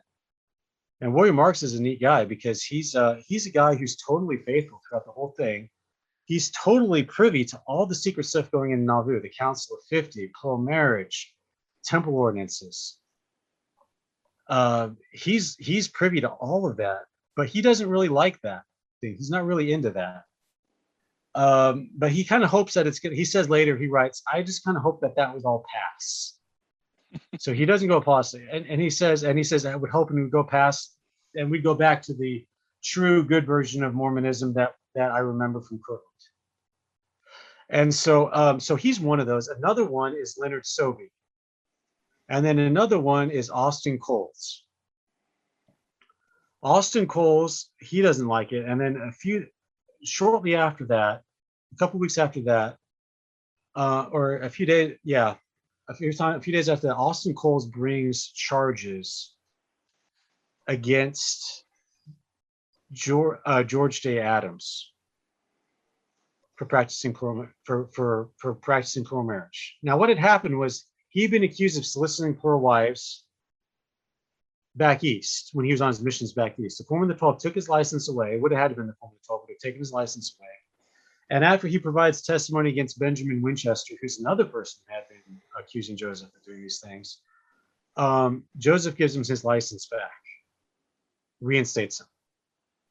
And then so Austin Cole says, all right, he brings charges saying he's continued to do these same things. He brings evidence against him, and the High Council does nothing. And he resigns a few days later. So the other people that see this revelation, so the next thing you have are the laws. So the laws are the ones that in the beginning, late 1843, early 1844, the law, William, Jane, and Wilson law are the ones. Now, the laws are another ones. I mean, the laws are where there's trying to figure out their motivations. It's kind of like there's all kinds of things. There's William Law aspiring to an office. Did William Law commit adultery and was upset that he wasn't allowed to have his temple ordinances or be sealed to a plural wife because he had committed adultery? Or did Joseph propose to Jane Law? We really don't know. There's so much conflicting evidence about that it's pretty hard to do. So his motivations, and did they start off where he's really sincere and then later on he's not? I don't really know. It's hard to say. Mm-hmm. But in any case, there is the deal where in January 1844, where Joseph and William Law are holding a meeting, a city council meeting, and William Law is speaking to is questioning a witness, and he asked him, well, what did we talk about? He says, well, we talked about, what did you and I talk about on that day? He says, well, we talked about how the doctrine of plurality of wives, the rumors about it, it's really messing up families, it's causing a lot of pain to a lot of people. And William Law says there on the record, he goes, and don't you think there's some truth to those things, because Joseph and Hyrum blew up the matter before the High Council and the Elders' Quorum. And so Joseph responds by saying, a man who promises to keep a secret and doesn't cannot be trusted in anything. So kind of meaning that Wilson broke a secret. That William broke a secret. Yeah, that he did. So like, what secret did he break, right? And so it kind of inadvertently, so and it's after that things really start to fall out between Joseph and the Laws. And so William Law starts the Reformed Church, and a number of people join. And so one of the things you'll hear a lot is that all these people coming out, they're people with these ulterior motives that are not people of good character. And that might be true. That might be true of William Law. Like I said, that's a hard call. William Law, he's kind of what's the phrase Winston Churchill had? He's kind of a riddle wrapped in a mystery inside an enigma. I mean, there's so many of these things where it's hard to tell. But there's a lot of people. There's Austin. One of the people that joins up with him is Austin Coles. Another one is James Blakesley. He was a fantastic missionary. He comes to Nauvoo. He wants to investigate it. He investigates it. He becomes convinced that it's true. He talks to people that know firsthand that Joseph Smith's a polygamist. And so he starts preaching it. James Blakesley goes on to become an apostle in the RLDS church. Okay. Yeah. So, I mean, that's what I'm saying. He's the kind of person. So then, of course, William Law's, his attack on there is really two-pronged. The one thing he does is he files criminal charges against Joseph in Carthage for unlawful cohabitation with Mariah Lawrence and others. And that goes before a grand jury. A grand jury indicts him. People in that grand jury include active Mormons, including and then people friendly to Mormon. It includes Daniel H. Wells. It includes William Marks. He's there and is part of it. It includes Willard Griffin. So it includes the grand jury includes all these people. Includes Mormons, and they say that there is probable cause. They indict him, so they say that there's probable cause that these charges against Joseph Smith are true, and they bound him over for trial in October 1844. Now, of course, that trial never happens, and we know why.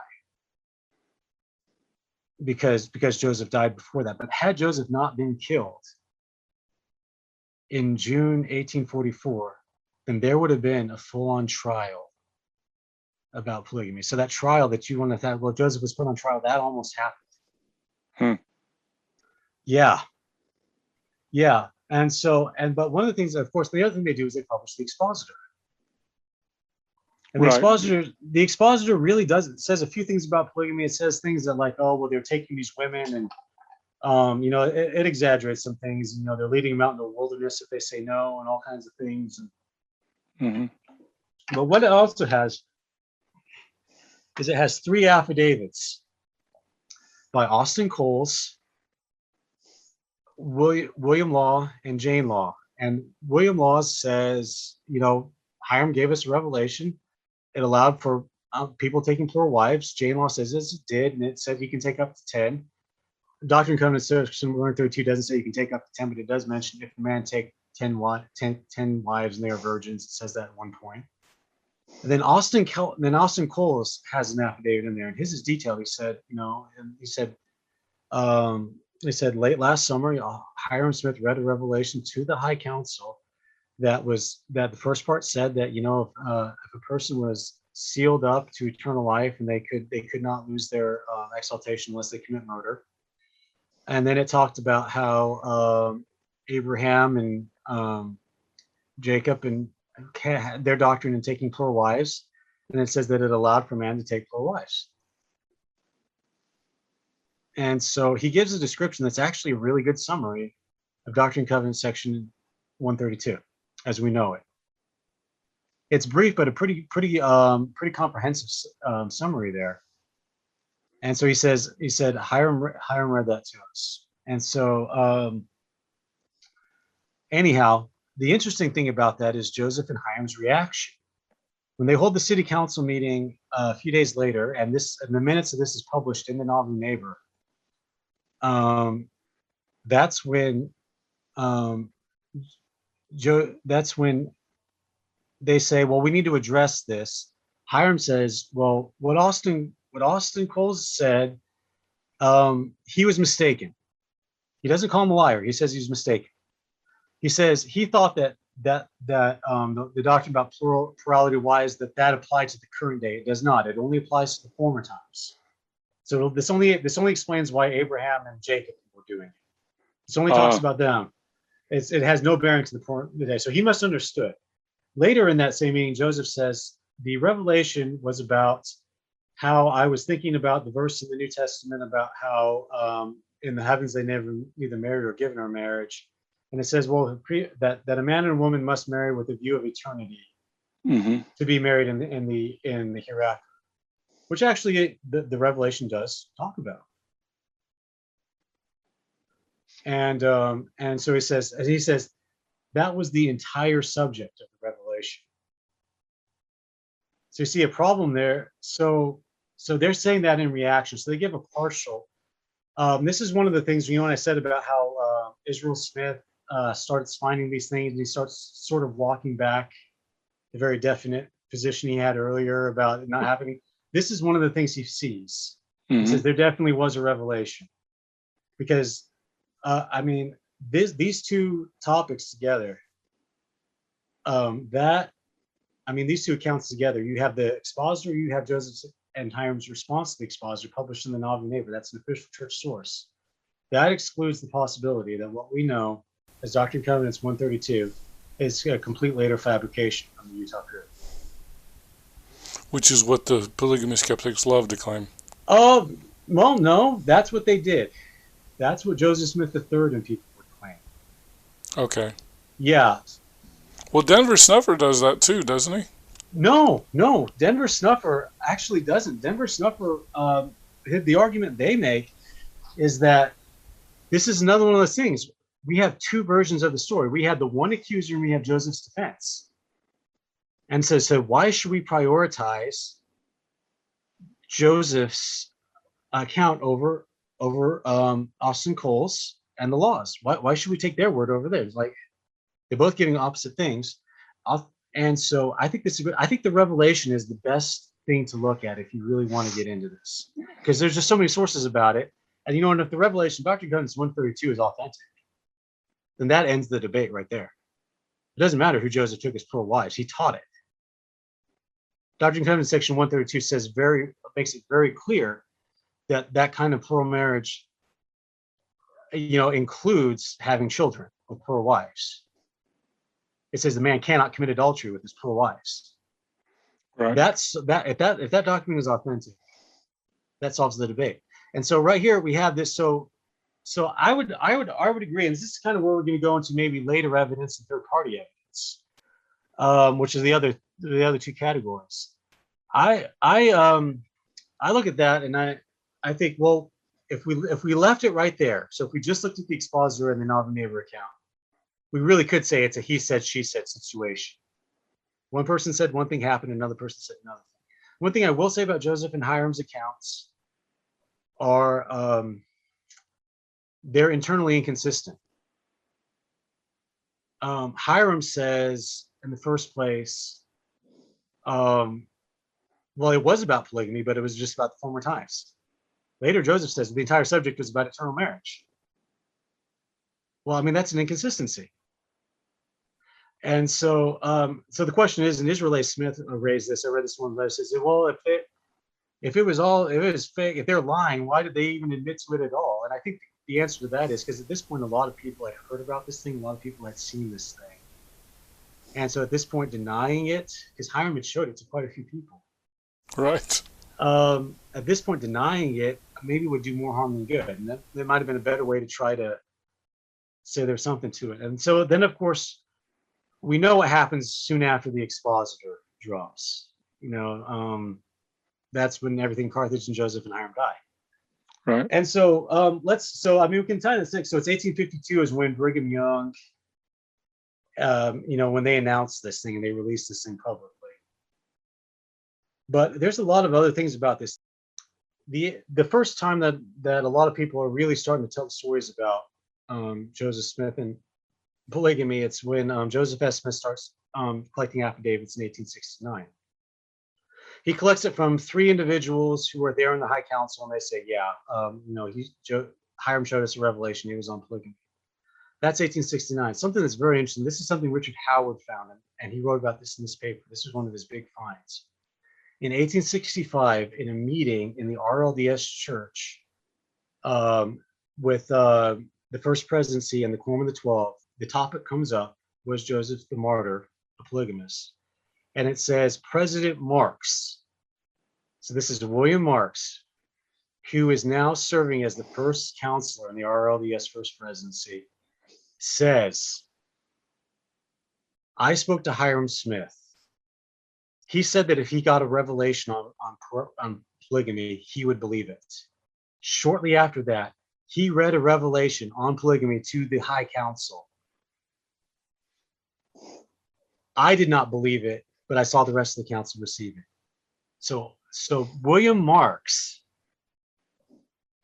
confirms Austin Cowell's version of the story. He confirms that. He said it was about polygamy. Another section after William Marks is dead, there's one of the apostles by the name of Zenas Gurley Jr., whose father was very instrumental in founding the RLDS Church. He's wanting to get to the bottom of this thing. I think it's 1880s. And William Marks is dead at this point, but Leonard Sobey, who was the other one, was the other member of the High Council who did not become a Brigham Knight.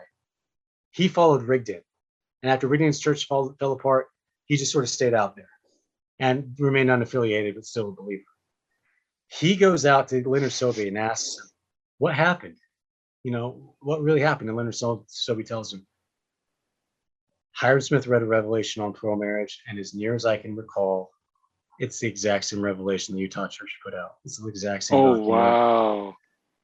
And so that would sure be nice to throw out if you're a polygamy skeptic. It's after June. Right. And so, I mean, you have these people, and another one, Ebenezer Robinson, who had been an editor of the Times and Seasons, who had been a very prominent member.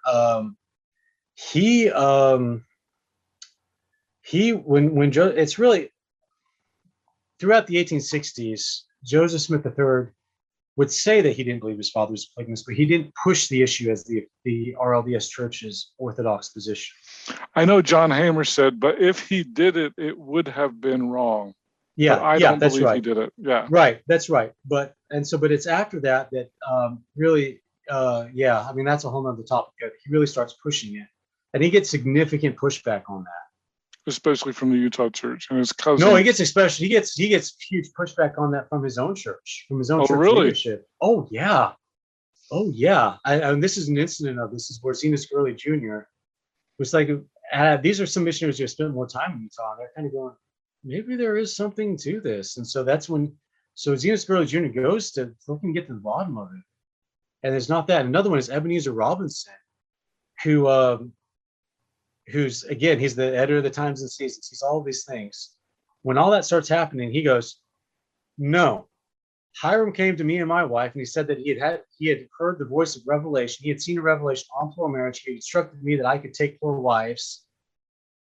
And he said, if any children came of those, then we had a plan for that, where we take the women in general, we take them some remote place, they'd have a baby there, so nobody would really know any better.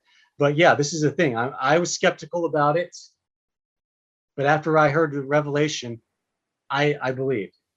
Mm-hmm. And by the way, William Marks also told that story again to John Hawley, who wrote that down in his autobiography. So you have these different sources that really confirm the same thing. And you have Emma, when she's asked about, was there anything like the polygamy revelation? She goes, no, I didn't hear anything about that. And I didn't hear anything about, there's no, yeah. So she doesn't really account for that. I mean, so you have this. We have all these stories that she burned it, right? Right. Yeah. Right. And so one of the only person that really backs up that the revelation was about, like, not about polygamy, it was about sealings, is an individual named James Whitehead, who was a clerk for Joseph Smith. And he says, at one point he tells Joseph Smith III that he saw the revelation that his mother burned, and it was just about sealing, not about plural marriage.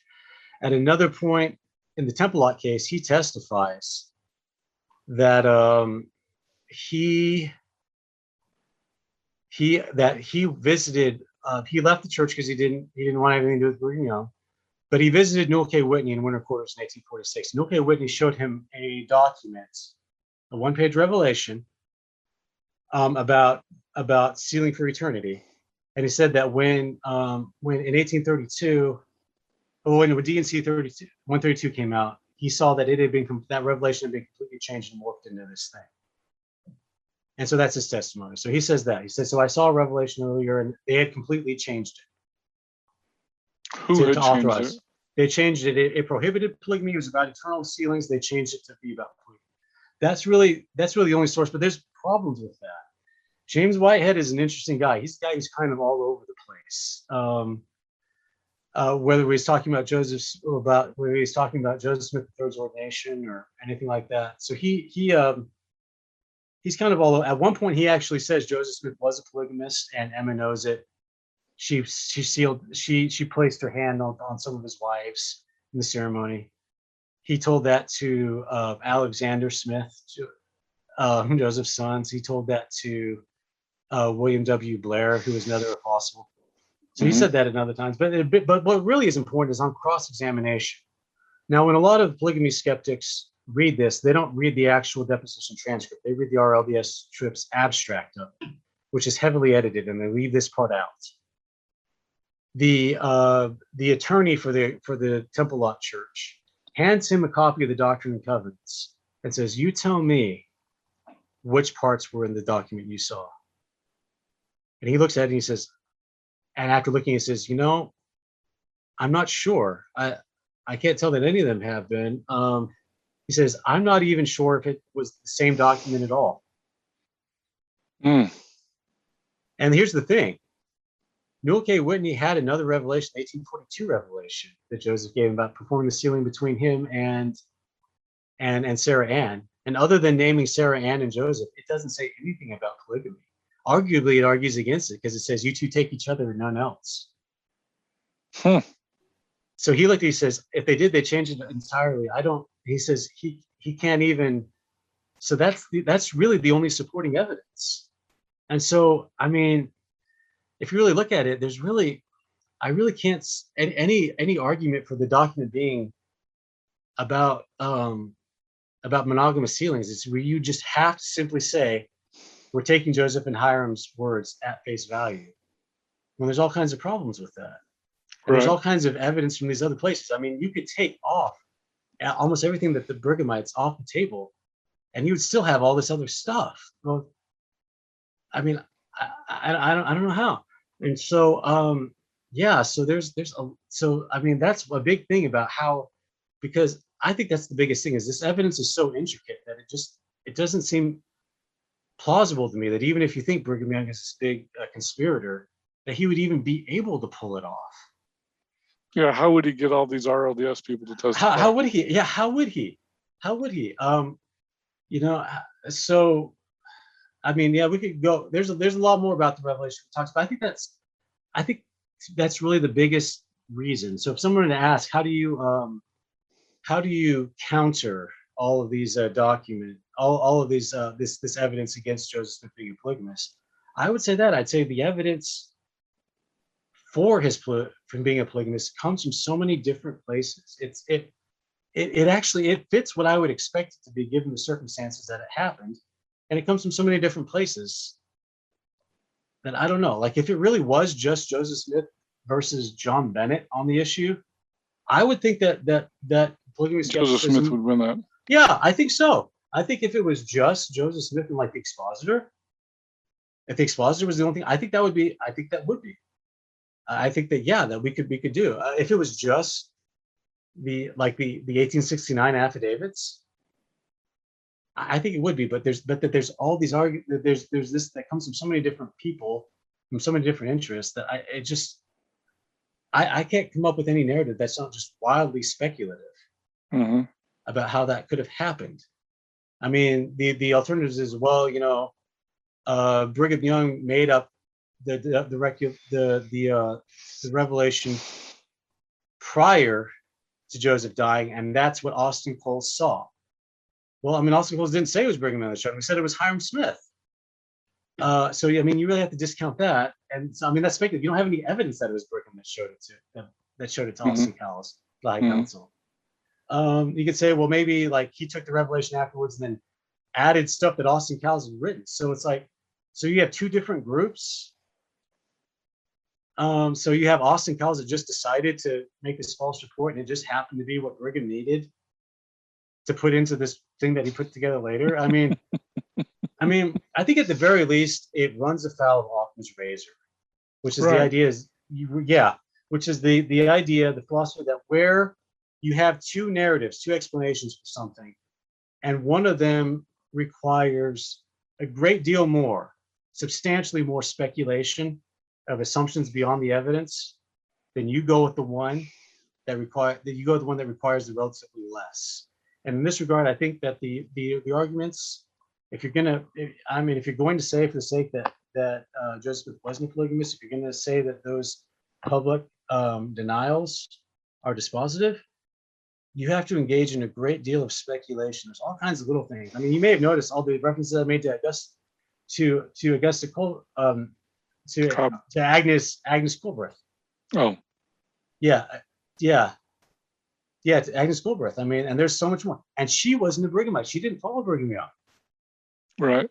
Yeah, so there's all these things, all kinds of things like that really stick out that don't really mention. So I think that's what it is. It really runs afoul of Ockenger's. Is there are some things that with Joseph Smith's polygamy we do have to look at, like why there's no children, where we have to maybe come up with theories as to why that might be. But if you compare the two, I don't think it's a comparison at all. I don't think those two narratives are equally plausible at all. And I think that's I would say that's it. That's the biggest thing for me, is that the evidence comes from too many different places, and it just doesn't work. These alternative narratives really just don't account for the evidence. Well, welcome back to Gospel Tangents. We went so long last time that I asked Mark to come back and just tie up a few loose ends that we wanted to talk about. We've talked mainly about kind of the Nauvoo period, and I'd like to start out talking a little bit about some of the Kirtland era rumors about polygamy. And so what I thought we could do is start with the 1831 revelation. Mark, could you kind of give people a little background on what that is and give us some details on it? Right. So a lot of my research that I've done, or a lot of the writing, I should say, my research has included this, but my writing has focused on Nauvoo, because that's when we really have the most sources on polygamy. That's when we know for sure that it really was coming about. But we also know that it probably didn't start there, but we're not really sure when. And a lot of the evidence that we have, or the sources we have on earlier polygamy, come from later sources that are told in the context of this is a precursor to the Nauvoo polygamy. And so, but yeah, so we want to talk the 1831 revelation. 1831 is the absolute earliest that we have any sources that indicate Joseph was thinking about polygamy. And so this is a lot of times the 1831 revelation is called the Lamanite revelation. And there's pretty much two sources on this. And so one is a contemporary source, 1831, from Ezra Booth, who is one of the first anti-Mormons, one of the first people to leave the church, and then dedicate himself to trying to disprove the church. And he says that at one point. He says that there was a thing where Joseph told some of the elders that were going on a mission in 1831 to the Native American people to take wives of the Lamanites and such. And so William W. Phelps, years and years later, during the Utah period, produced a document he didn't claim to be an original from that period, but a reproduction, a copy of a revelation that Joseph gave him in 1831, where it says to take wives of the native people, and the implication being that since some of the men were married, that the Lamanite women they would be taking as wives would be plural wives. Yeah, so that's pretty much the sources on that. So it's a pretty late source with Phelps as far as producing this. Phelps is, and I believe Phelps was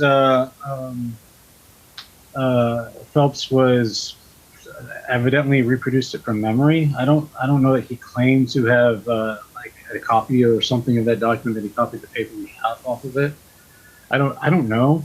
I don't know too much about it, but it definitely comes from the Utah period. Now there is some support in the Ezra Booth account, but I mean, even there, I mean, that doesn't mean that it was supposed to be all the men that were supposed to take little wives. I'd have to look at it. I know Martin Harris was one that was married, and he may have been the only one, and he of course was estranged from his wife by that point.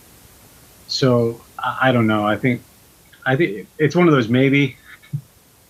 I mean, it's one of those things that, for my purpose of trying to show that yes, polygamy is a real thing that Joseph Smith did. I mean, that's not something I would hang my hat on at all. But once we've established from evidence from Nauvoo that polygamy is something that Joseph Smith did, then something like this seems a bit more plausible. Seems a bit more possible that it might be.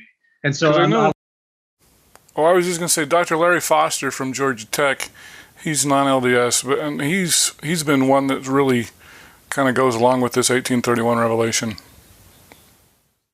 I haven't looked into it too deeply. That's been my understanding. That's it.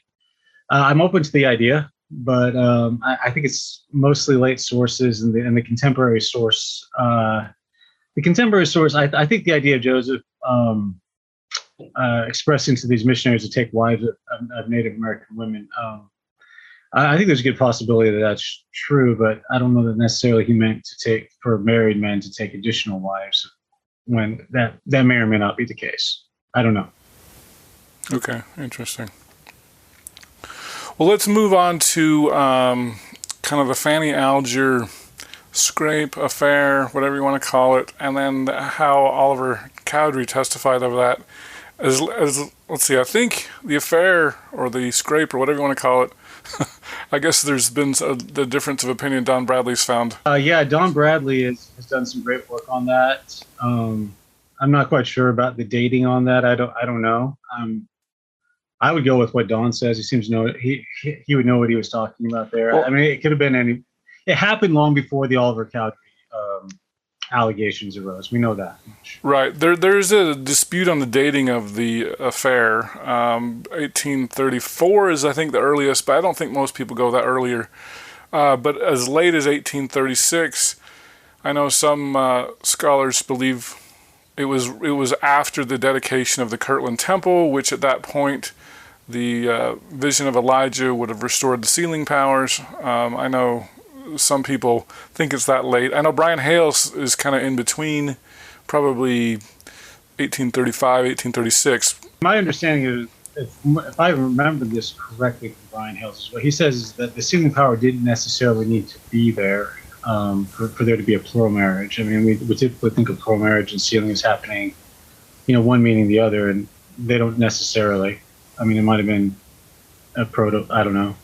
Well, and I'll even throw one other theory out there. Mark Staker, in my first interview with him, he said that when Peter, James, and John came in 1830, that bestowed all the rights needed, even the sealing power. Yeah, I mean that depends on your understanding of priesthood. I mean, the Melchizedek priesthood has all of the authority to do all of that. You just need the authorization to use it.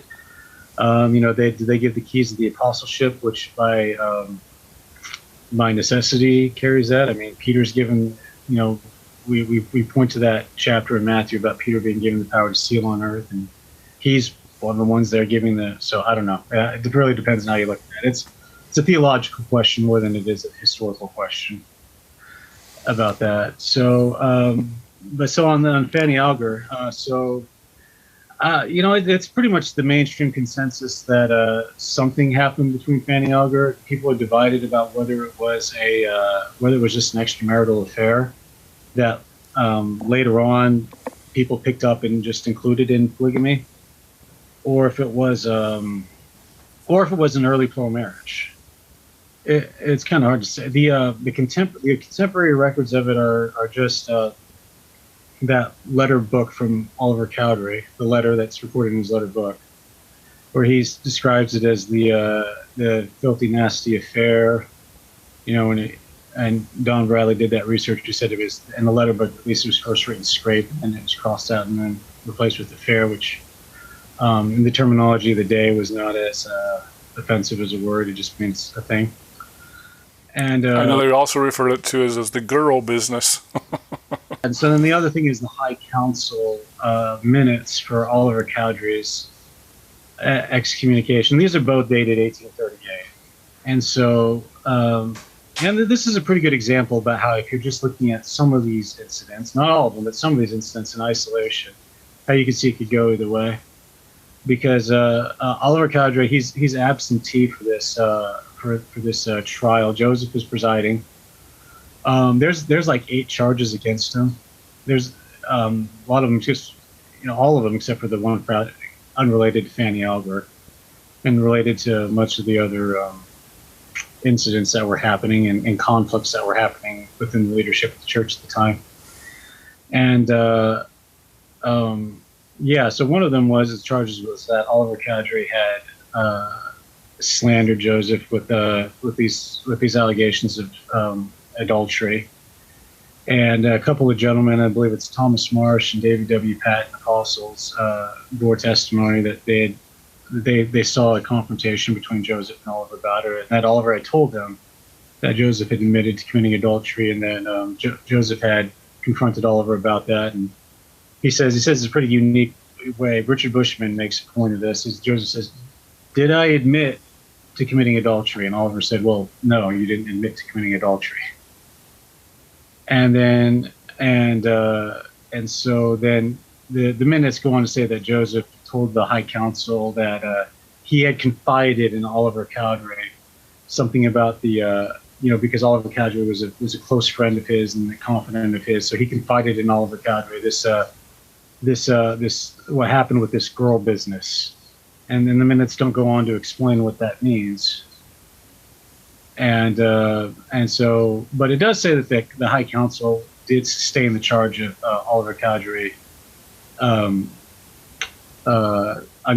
unjustly slandering Joseph Smith with adultery. And then, of course, there's Oliver Cowdery's letter where it says it's a nasty, filthy affair. And that's all the contemporary sources. We have later sources.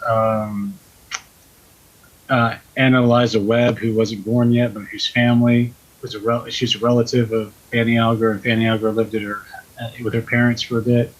She tells stuff that's very late, and it's completely secondhand. There's William McClellan's letter. What does she say? Oh, she says it was a marriage. She says it was a marriage. Eliza R. Snow in the Andrew Jensen notes classifies it as a marriage. Says it was a marriage. William McClellan, I can't remember if he says that there was a marriage or not, but he does say that he's the one that says Emma witnessed the exchange in the barn, and a lot of people interpret that to mean as an act of, them being caught in the act of intimacy right there in the barn, and Emma walking in on them.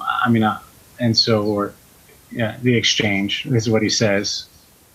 And so that's where it is. And so that's what I said. And Levi, of course, the other one is Levi Mosiah, or really Mosiah Hancock, who recounts the deal in his and when he's finishing his father's autobiography, saying that his father officiated in the ceremony between Joseph and Fanny. And so there's that. According to Benjamin F. Johnson, her brother had asked her, what exactly happened between you and the prophet? And her response is, that's a matter of my own concern, I think it was, or a matter for myself. Yeah, mind your own business, basically. Right, which confirms that there was something. It's one of those things that you can look at it. If you look at it from the contemporary evidence, you can tell that something definitely happened more than what we're really told the full story of. Open to interpretation. If you want to include some of this later evidence as reliable, and I personally do, then you can say it's at least a probably one of the earliest legitimate references to polygamy. I mean, if you're saying it might be something where Joseph tried something out, or if you're going with if you're looking at it from the point of a believer, looking at it as polygamy being a commandment of the Lord, this is Joseph saying, here, look, this is a commandment, I need to do it. Okay, I did it. I checked that box, I did it. And so, yeah, I think that's it. So, but it's one of those things that you kind of have to look at later evidence if you really want to flesh it out. So interesting. All right, so another couple of topics that I'd like to address are the rumors about Dr. John C. Bennett and abortion, that he was stopping pregnancies with abortion. Can you tell us about that? My understanding on that is that there's basically two sources on that. So there's a source I'd have to find it, but where it came out in the trials of the men that were associated with John Bennett. John Bennett, they were going through his excommunication process, and they either did it right away or he left the church and left town before they had the chance to do it. He either resigned, he claims he resigned, and then left town. So it's really when his associates who were involved with him, so Chauncey Higby, Justice Morse, Lyman Littlefield, those individuals who were involved with him, when they're put on trial in the High Council, that a lot of this stuff comes out. And so some of the women had testified that John Bennett had told them that, or one of them had told them that if a pregnancy occurred as a result of their activities, then John Bennett would be able to take care of it. He would be able to remove the baby. He knew how to do that as a doctor. He could terminate the pregnancy. And so there's that source. Then the other source is also years later. I believe it's the 1880s. It's Sarah Pratt. Says that in an interview with the Salt Lake Tribune that John Bennett had an instrument that he would use to perform abortions for Joseph Smith. And so those are pretty much the sources on that. So we don't have any documented record of any abortions that actually happened. These are more rumors. Is that right? Well, I guess it should be pointed out that abortion, there was no legality issues. Well, there was no legality to take 4 wives either, or even technically speaking, like that. Well, but there weren't any laws against abortion, is what I'm trying to say. Were there? Were there? I don't know. It was. I don't think those happened until much later. It might have been, but I mean, there's a few issues with that. I mean, one is we don't really know how involved, if at all, John Bennett was with Joseph. That's one of the things that scholars debate. Like Fawn Brody would say, yeah, they were like Joseph and John Bennett were doing exactly the same thing. They were involved. They were. Well, he was assistant president of the church and mayor of Nauvoo when he was on good terms. Right, and so that's the argument for that he was. And so at the other end of the spectrum, you have Brian Hales, who says John Bennett's not an insider to polygamy at all. He just is repeating rumors. But I think really the majority opinion, the ones like if you read like a Nauvoo Polygamy by George D. Smith, he kind of goes maybe not.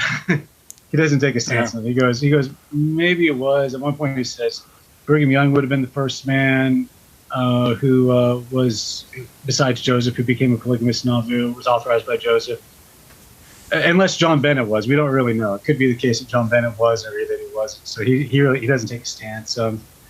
I think Gary Begara, he wrote a couple of good articles about John Bennett, and his position I think would be sort of the I would call the majority opinion of scholars. I think the moderate opinion, and that is that John Bennett does have inside knowledge about plural marriage, and I think that's true because a lot of the stuff he says is absolutely ridiculous and not supported by anything else. But then there are a few things like I said earlier, the identity of those 5 women, and in the case of 2 of them, were plural wives of Joseph. Yeah, they were plural wives of Joseph Smith, and then in the case of 2 of them, he correctly identifies who it was that performed the ceremony. So I think that he could have gone that somewhere else, but I don't. I mean, right? I don't know, but I think it does show that he has some, but.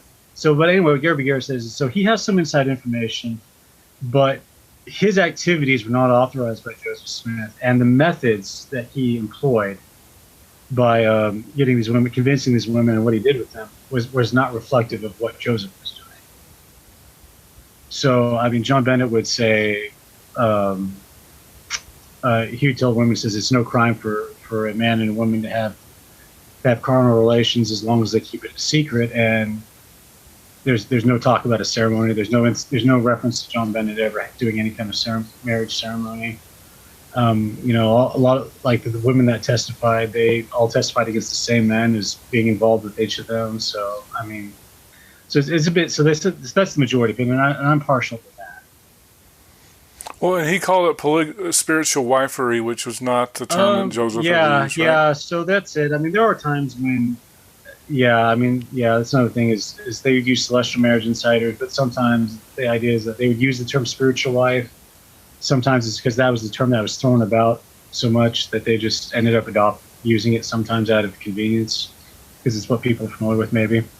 So, but I mean, that's that. So, I mean, that's it. And I think part of the thing is if we're talking about John Bennett as an explanation for why we don't have any documentation of, or any real sure documentation of any offspring of Joseph. Yeah, that's a good where I wanted to go. Then he doesn't really work for that because he's out of the picture by April, May 1842, which is really early in the game. And at that point, Joseph has like eight or 10 plural wives.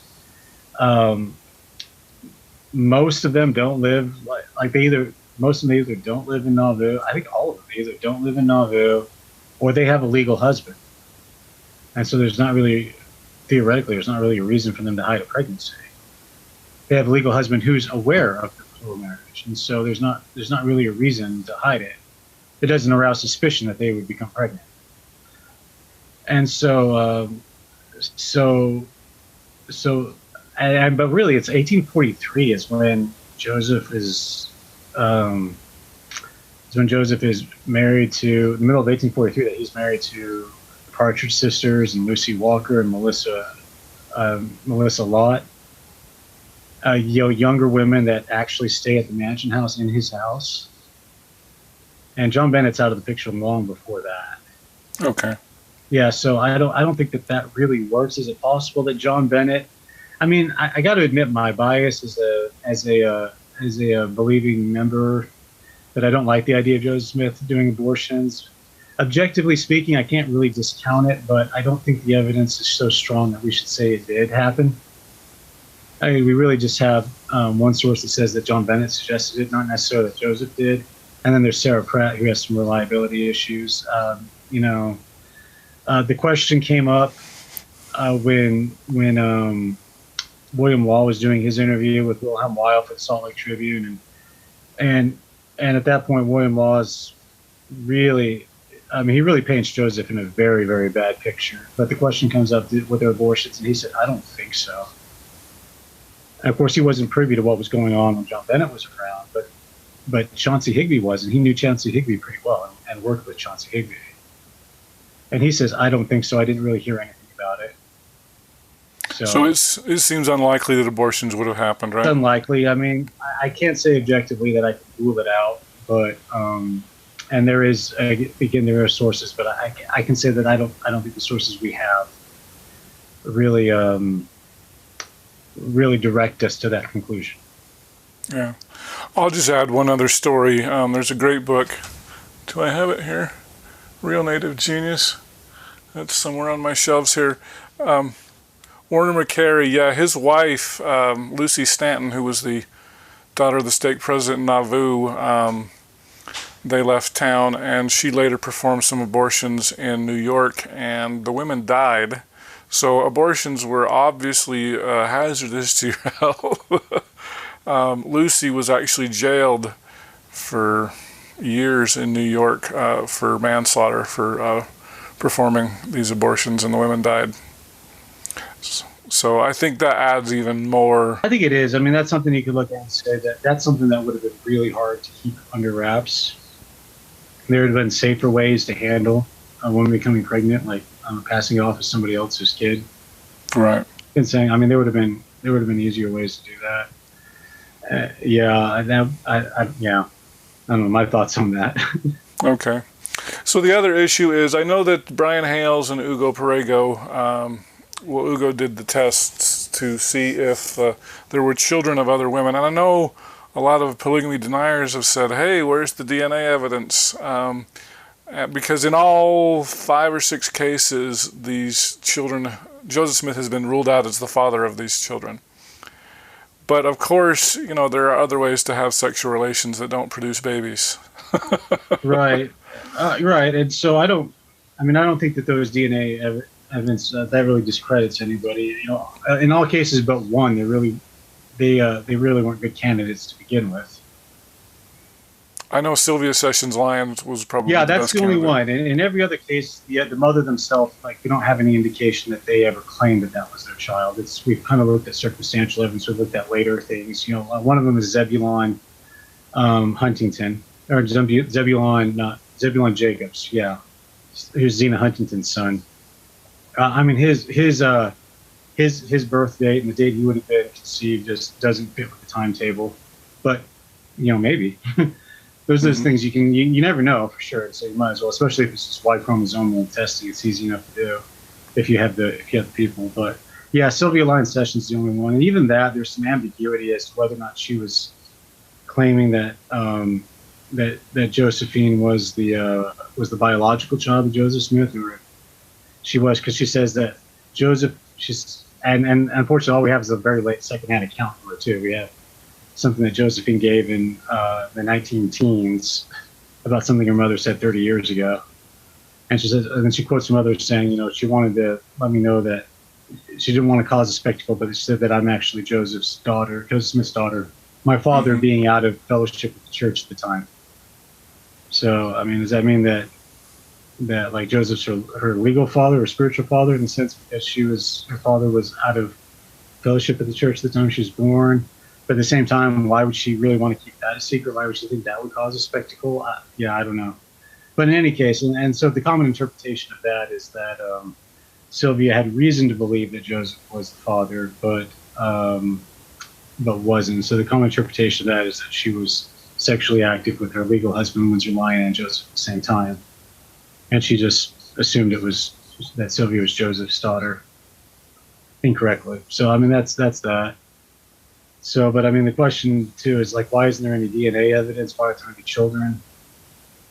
And that argument is it's what you would call in logical terms a denying the antecedent argument, or a using the absence of evidence as evidence of absence. And so the argument goes, if Joseph Smith was sexually active with his wives, there would be a verifiable child. There is no verifiable child, therefore Joseph Smith was not sexually active with any other women besides Emma.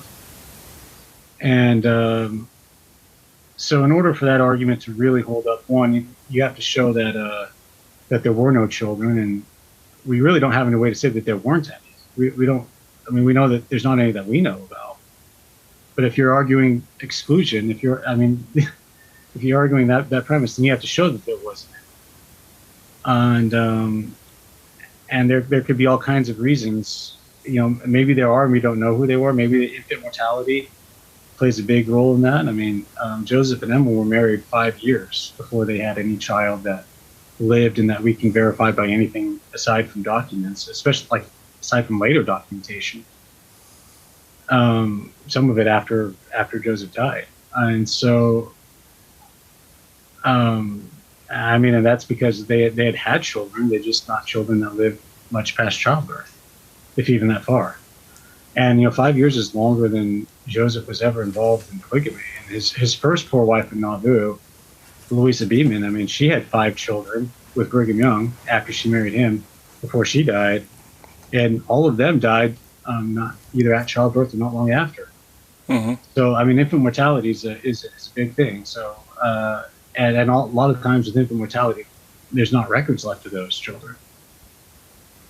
They're not included. It just was a thing that happened there. There's a lot of Joseph's children who died at childbirth that we only know about because Lucy Mack Smith wrote that book, that autobiography in the 1850s.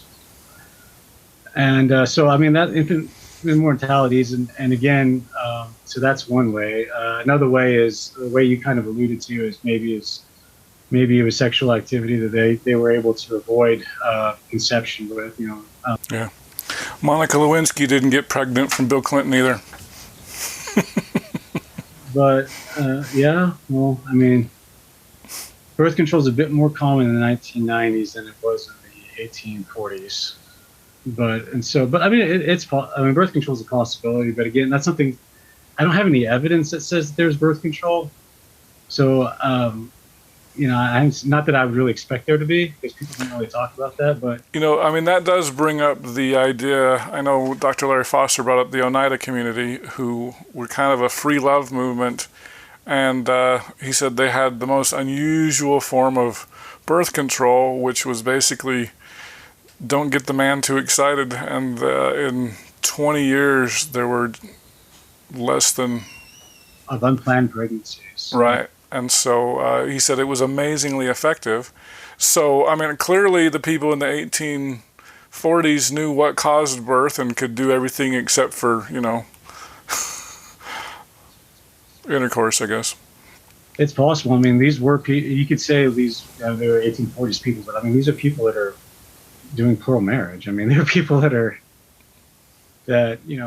and they had a reason to keep from getting pregnant too. Yeah, that's the thing too. Is people say, well, one of the purposes, if not the purpose, for polygamy is to raise up righteous seed, and that might be true. But I think especially in Nauvoo, Joseph was laying the foundation for that. I mean, Joseph could be a pragmatist when he needed to be, and so knowing having plural wives, especially when his legal wife doesn't know about, in a lot of cases, doesn't approve in any case, really. I mean, he wasn't an idiot. Maybe he took some risks, but that wasn't an idiot. I mean, so I don't think. I mean, one case is one thing we know is when William Clayton, when his poor wife, conceives and becomes pregnant, and he approaches Joseph. The way William talks to Joseph about it, and the way Joseph responds, is they think it's a mistake. They don't think it's like a transgression, like he did something wrong by it, like in a moral sense, but something that is maybe not the smartest thing to do. And that's something that they need to figure out what they're going to do now. And so I think that kind of gives you some insight into their... So when did this happen? This is 1843. I'm not sure when. And so we have a reference to a polygamous pregnancy prior to Joseph's death. That's correct. We do. So we do. The other one is Joseph Bates Noble and his pro-wife Sarah. I mean, they have a pregnancy before that, and then the reference there is because I mean that's one of the things that polygamy skeptics bring up is like not only do we not have any pregnancies from Joseph Smith, but we don't have any from anybody that was involved. And Laurel Ulrich addresses that in A House Full of Females, which I highly recommend. It's she's one of the best, I think, the best prose writer who's ever written on Nauvoo polygamy. Reading the book it reads really well. She addresses that, and she cites a letter by the late Kimball to her husband Heber C. Kimball about Joseph Bates Noble and Sarah, and she says, "Oh, you were right. They are, and she alludes to they are expecting a child, and then she says, I don't think we don't have the faith for that yet." And so we're not quite ready for that yet. And I think that's part of it. Is that these people, they didn't go from having very Victorian, very traditional Christian mores about marriage and sex to becoming full-blown polygamous overnight. Not most of them. And so a lot of them, they had to get used to the idea. And then once more people did it, once their friends started doing it, then it becomes more normal to them. So I think that's a big part of it too. So there's a few other things. The other one is, and Laura Ulrich makes this point I should bring up too, is that it's often cited that Heber C. Kimball and his wife Sarah Peaks, who's his first full wife, that they had a child together earlier. But there's conflicting evidence about whether or not her husband had come from England with her. And Laura Ulrich makes the point, and I agree with her, that letter, kind of implies that child was not Heber's. And that's interesting. Yeah, so I'm inclined to agree with that. So, yeah. So, all right. I think that is. And so the other one is just the other possibility is just the low frequency of sexual relations. I mean, we don't really know for a lot of these. We know that there was a ceremony, that there were sexual relations might be implied. We have positive evidence of that in a few cases at least, but we don't really know very much about frequency or really the extent. And so, I mean, more than likely the frequency was not very often. yeah, not very often, and it could be that for some of them, Joseph may have had one or two encounters with those women, if at all, and then not again. And so, I mean, in a situation like that, I mean, women are usually fertile 1 or 2 days out of the month, and even then, there's maybe a 0.25% or a 25% chance that a conception is going to happen. Right. And so, in a situation like that, so in a monogamous situation where you have a married couple that's having relations regularly throughout the month, and within 3 or 4 months, they'd say then it's likely. But in a situation where maybe where it's sporadic, happens once or twice, and that's it. In a situation where they don't happen that often and it's not very extensive, then it's plausible. It's not so likely that a child would be conceived that we can say that since the child wasn't verified that we can say no, it didn't happen. So if you really combine all those things together, infant mortality, we don't really know about the frequency. I wouldn't say that the lack of children is a good reason to exclude the possibility that Joseph was sexually active with women other than Emma. Mm-hmm. Well, very good. All right, well, let's move on to one of the big issues with polygamy skeptics are the Section 132. A lot of people I know say it wasn't written by Joseph. Obviously, Joseph didn't write much. Most things were written by scribes, and they attribute this. Yeah, which it seems like the skeptics seem to fail to acknowledge. So let's talk about 132. Right. So we talk about that. So what we have is the manuscript and the handwriting of Joseph Kingsbury. Now, Joseph Kingsbury, he's involved in a couple of ways. One, he's the legal husband of Joseph's poor wife, Sarah Ann Whitney, and he marries her after Joseph marries her poor wife, and at Joseph's request. And so the idea is that him being Sarah's husband would mean that she was not available for courting or anything like that.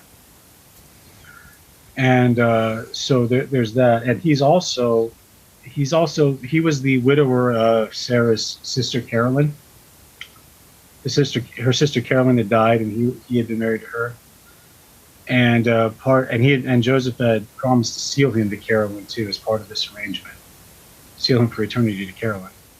And he's also the employee of his father-in-law, Noel K. Whitney, Bishop Whitney. He's a clerk, and so what it is the story is that after Hyrum gets this revelation, like I said earlier, he wants to show it to people and thinks that this is great, thinks it'll convert them. He shows it to shortly after it's committed to paper. He shows it to Bishop Whitney, and Bishop Whitney wants a copy of it, and they allow him to. Now the thing is, Noel K. Whitney kept a running collection of manuscripts of Joseph's revelations, and had for a long time. Oliver Cowdery and the Scripture Committee that compiled the Doctrine and Covenants in 1935 borrowed from Noel K. Whitney's collection. So he had canonized and he had uncanonized revelations. He had a collection of them. So it's not unusual that he would, and a few other people did. So it's not unusual that he would ask for it. And given Noel K. Whitney's, he's obviously an insider into polygamy. It's as is Joseph Kingsbury. It's not unusual that they would be involved. So one of the things that people will argue is, well, Joseph Kingsbury is not one of Joseph's known scribes, and that would be significant as if this was Joseph's personal copy. It wasn't. William Clayton, who was one of Joseph's known scribes, scribed the original copy. And so this was a copy that was kept by the Whitneys. Brigham Young eventually asked for it in the 1847, 1848 in winter quarters. And before he does, Newell's K. Whitney's son, Horace, makes 2 copies of it, which the family keeps. And those copies are now in the church history library. And you can review them, and they are word for word the same as the Kingsbury manuscript. And so I really don't see any evidence that the Kingsbury manuscript is a later fabrication. Joseph Kingsbury testified to all of this, and both in a affidavit and then also in the Temple lot. The argument made by a lot is that, well, he wouldn't swear to his testimony in the Temple lot case. He affirmed it, but he says in there, contrary to how it reads in the RLDS abstract, he never said that he was afraid of perjury. He just said that it was his preference to affirm his testimony rather than swear it. And he's asked a lot of things throughout the course of that thing about whether he'll swear to things that are not even controversial, like when he became a high priest and things like that. He won't swear to that either. It's just he just didn't want to do that. So he just didn't like to swear to things. And so, yeah. Is that kind of a New Testament thing where Jesus says you're supposed to say yay, yay, don't we swear? Yeah, a lot of people have that. And in the law, too, affirming a testimony carries the same consequence of perjury if you testify falsely. But some people, you can say affirm. So in a lot of the federal hearings I listen to, the judge will just say, do you swear or affirm? And the answer is just a yes. You don't have to say which one. So legally it's the same. Yeah, legally it's the same. And so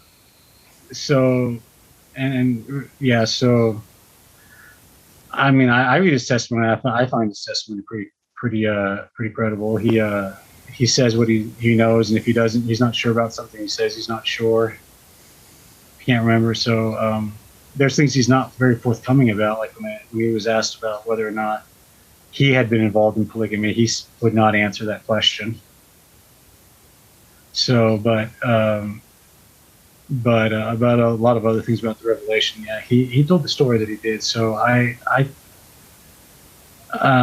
think that I don't really see any reason for why the Kingsbury manuscript should be considered a forgery.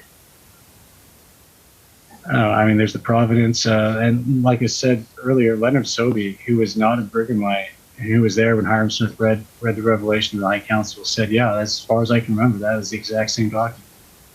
Yeah. And what's said there in Kingsbury's manuscript is pretty consistent with what Austin Coles wrote in the affidavit and the expositor. There's some key phrases from the expositor that appear there in Joseph Kingsbury. So, I mean, I don't really see any reason to disregard it. And of course, the other copy, was it the Clayton copy? Was that the one that got burned when Emma threw it in the fire? Yeah, or that Joseph burned on her behalf, but for one reason or another is non-extract. But I mean, that's kind of another thing is, you look at a lot of these things, if there was this conspiracy, it seems like these guys go through a lot of effort to, it's pretty unnecessary. I mean, like, why come up with the story about Emma burning the original copy when you have William Clayton right there? Why wouldn't you have, if you're gonna have Joseph Kingsbury fake a copy, why not have William Clayton do it? Or Willard Richards? They're both there. They're both Joseph's non-scribes. Why would you do that? Why wouldn't you set up somebody as a child of Joseph Smith? You know, why wouldn't you? If you're gonna have women lie about being his wife, why wouldn't you have somebody lie about being his child? I mean, there's just so many of these things, so many of the things like that. Mm-hmm. So do the polygamy skeptics kind of just deny that story that Emma burned it at all? Like, that's she just said she didn't, and I think that that's actually possible, that it wasn't Emma that did it, because I mean, we don't really have any first-hand accounts that she did. William Clayton says that. Well, Brigham Young says that in the 1852, but I mean, he doesn't know firsthand. He doesn't say how he knows that. I mean, William Clayton didn't know it first. And I mean, it's one of those things that I think it's possible that maybe she did burn it, but not so much later. I mean, I don't know. I mean, we have the count that it's gone, but for it's not extant. It is not extant. Okay. What are some of the other documents that polygamy skeptics say are forged documents that are? Well, there's the William Clayton Journal. Okay.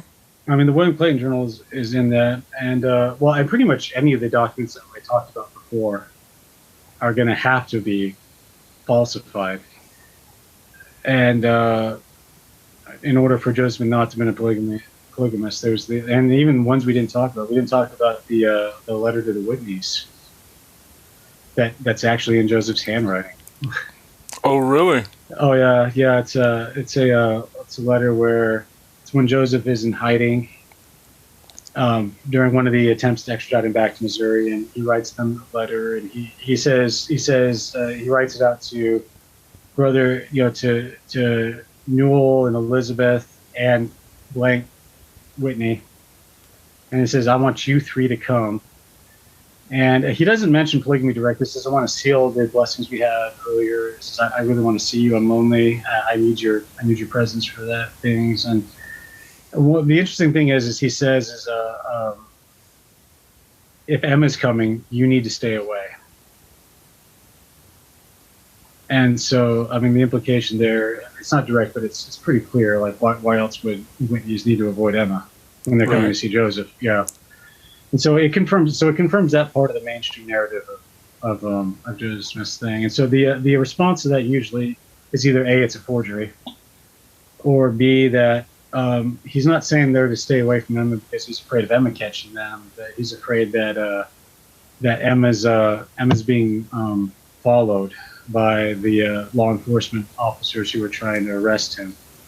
But that explanation, I mean, his letter shows concern for that. I mean, it shows that he does want the Whitneys to make sure that they're not being followed by his enemies, and he wants to be safe from his enemies. But he makes it very clear that I mean, his explanation that he wants them to avoid Emma because they might be following doesn't make any sense, because he's not concerned about Emma coming to see him. He talks about how Emma comes to see him. He's not concerned about that. And he talks about it. He doesn't say if Emma catches you, I won't be safe. He says if Emma catches me, you won't be safe. So I mean, it doesn't. So I mean, because you have the Partridge Sisters where Emma got really mad. You have the Fanny Alger issue where Emma got really mad. Yeah, Emma does have a record of not really being very tolerant of this. And, can't say I really blame her. But right, I don't blame her either. Oh, not at all. Yeah, I don't blame her for any of this stuff here. I don't even blame her for denying it later. Yeah. So I mean, that's another document. The Clayton. We didn't even mention. Although I guess, have we decided that the Eliza Snow getting pushed down the stairs, that's not a true story? Yeah, that's not a true story. Yeah, I know Don Bradley talked about that in my interview. Oh yeah, no, not every story about Nauvoo polygamy has to be true for any of it to be true. Right. I mean, like the Underground Railroad's another thing that there's not really a lot of contemporary evidence about. Later evidence that comes about, there's a lot of folklore stories in there too. But I mean, you wouldn't argue that the Underground Railroad didn't happen because a lot of these later stories about it are not true. Yeah. So I mean, yeah, and so so there's a lot of those documents. So the William Clayton Journal is one. The argument there is that William Clayton he starts writing in one journal, and then when he gets introduced into polygamy, when he buries his poor wife, he switches to a second notebook, and he continues to make some concurrent entries. In both journals? Yeah, some. We don't know how many. I've only been able to find, from the published accounts of William Clinton's journals, I've only been able to find one entry, and that's that very first one, where he marries his first poor wife. And then in September 1844, he goes back to writing in the first journal, in the first notebook. And so the argument is well, the second notebook is something that he wrote later using entries from the first one, and he added these things in. And that happens. Latter-day Saints did that quite a bit. They'd go back and they'd go back and they'd rewrite a journal and they would add things to it. But in any case I'm aware of, they didn't really represent the new work as being contemporary. They made it clear that the things in there were memories. They'd say, "Nah, I remember this happened also." Anne Frank did the same thing actually with her journals. Oh. Yeah, she did. She went back when she decided that she wanted people to actually read this. She went back and rewrote it from the beginning, and added things and took things out. Oh, yeah. So there's actually two copies. There's two drafts of the Anne Frank journal, and neither one of them are complete, and you have to use both of them in order to patch together what happened with them. Oh, that's interesting. Yeah, it is. So it's something. I'm saying it's something people did. I don't think that that's really the case with William Clayton here. Mm-hmm. Of course, the William Clayton journals haven't been released yet. They're going to be released as part of the Joseph Smith papers, and that's going to be really neat. But that's in the future. But I mean, from what we know, one thing is he doesn't really talk about future. He doesn't really sound like he's making a Pergamite case. Ironically, William Clayton's journal is one of the only places where it talks about Joseph having any kind of conflict with Brigham Young, or thinking that that they have a contemporary document where Joseph says, Brigham Young sinned and needs to repent. Oh yeah. Ironically, is the William Clayton journal notebook too. It's the second notebook where he says that too. The forged notebook. Yeah, and the other one too. The other thing it says in there is that William Clayton says, Joseph told me that if anything happened to him, or anything happened to him and Hyrum, that Samuel would be the president of the church. William Clayton says that. So, I mean, again, definitely not something that supports the Brighamite narrative. Right. And then the other big thing, this has been brought up, Joe Geisner brought this to my attention first, and this is Don Bradley and Mark Amherst McGee talked about this in their essay that's in Producing Ancient Scripture, where there's the Kinderhook plates. Right. It's June, I believe it's June 1st or it might be June 5th, 1843, when Joseph is shown the Kinderhook plates.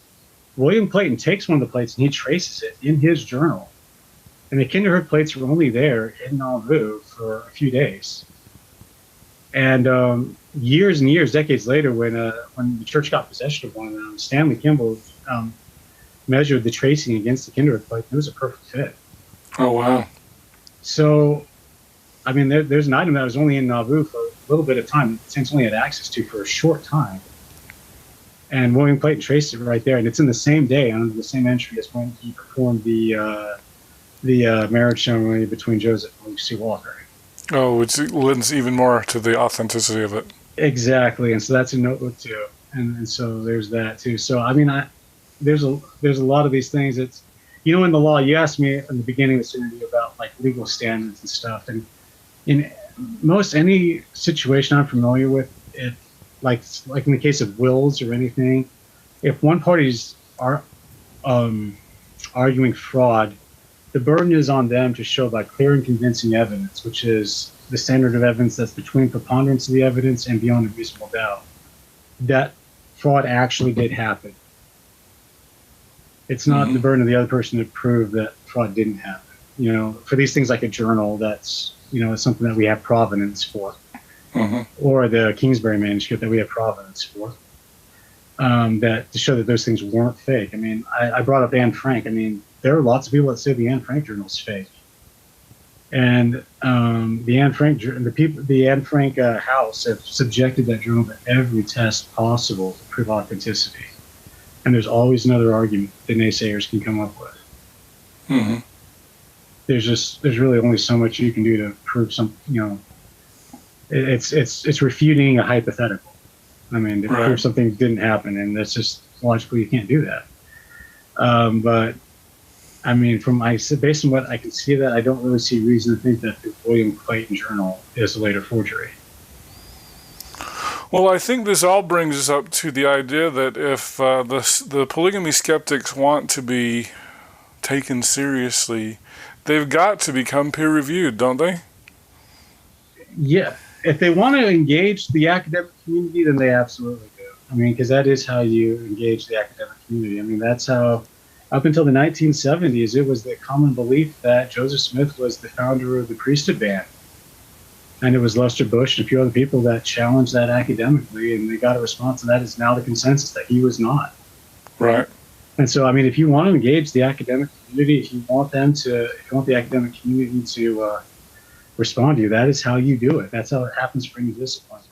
You've got to start writing in Dialogue or Journal of Mormon History or John Whitman. Not or even something. that. Not even that. I mean, if you think that there's going to be that's not going to be written in anything, I mean, just write in any kind of peer-reviewed place. Write in like a History of Illinois journal, just somewhere. Yeah.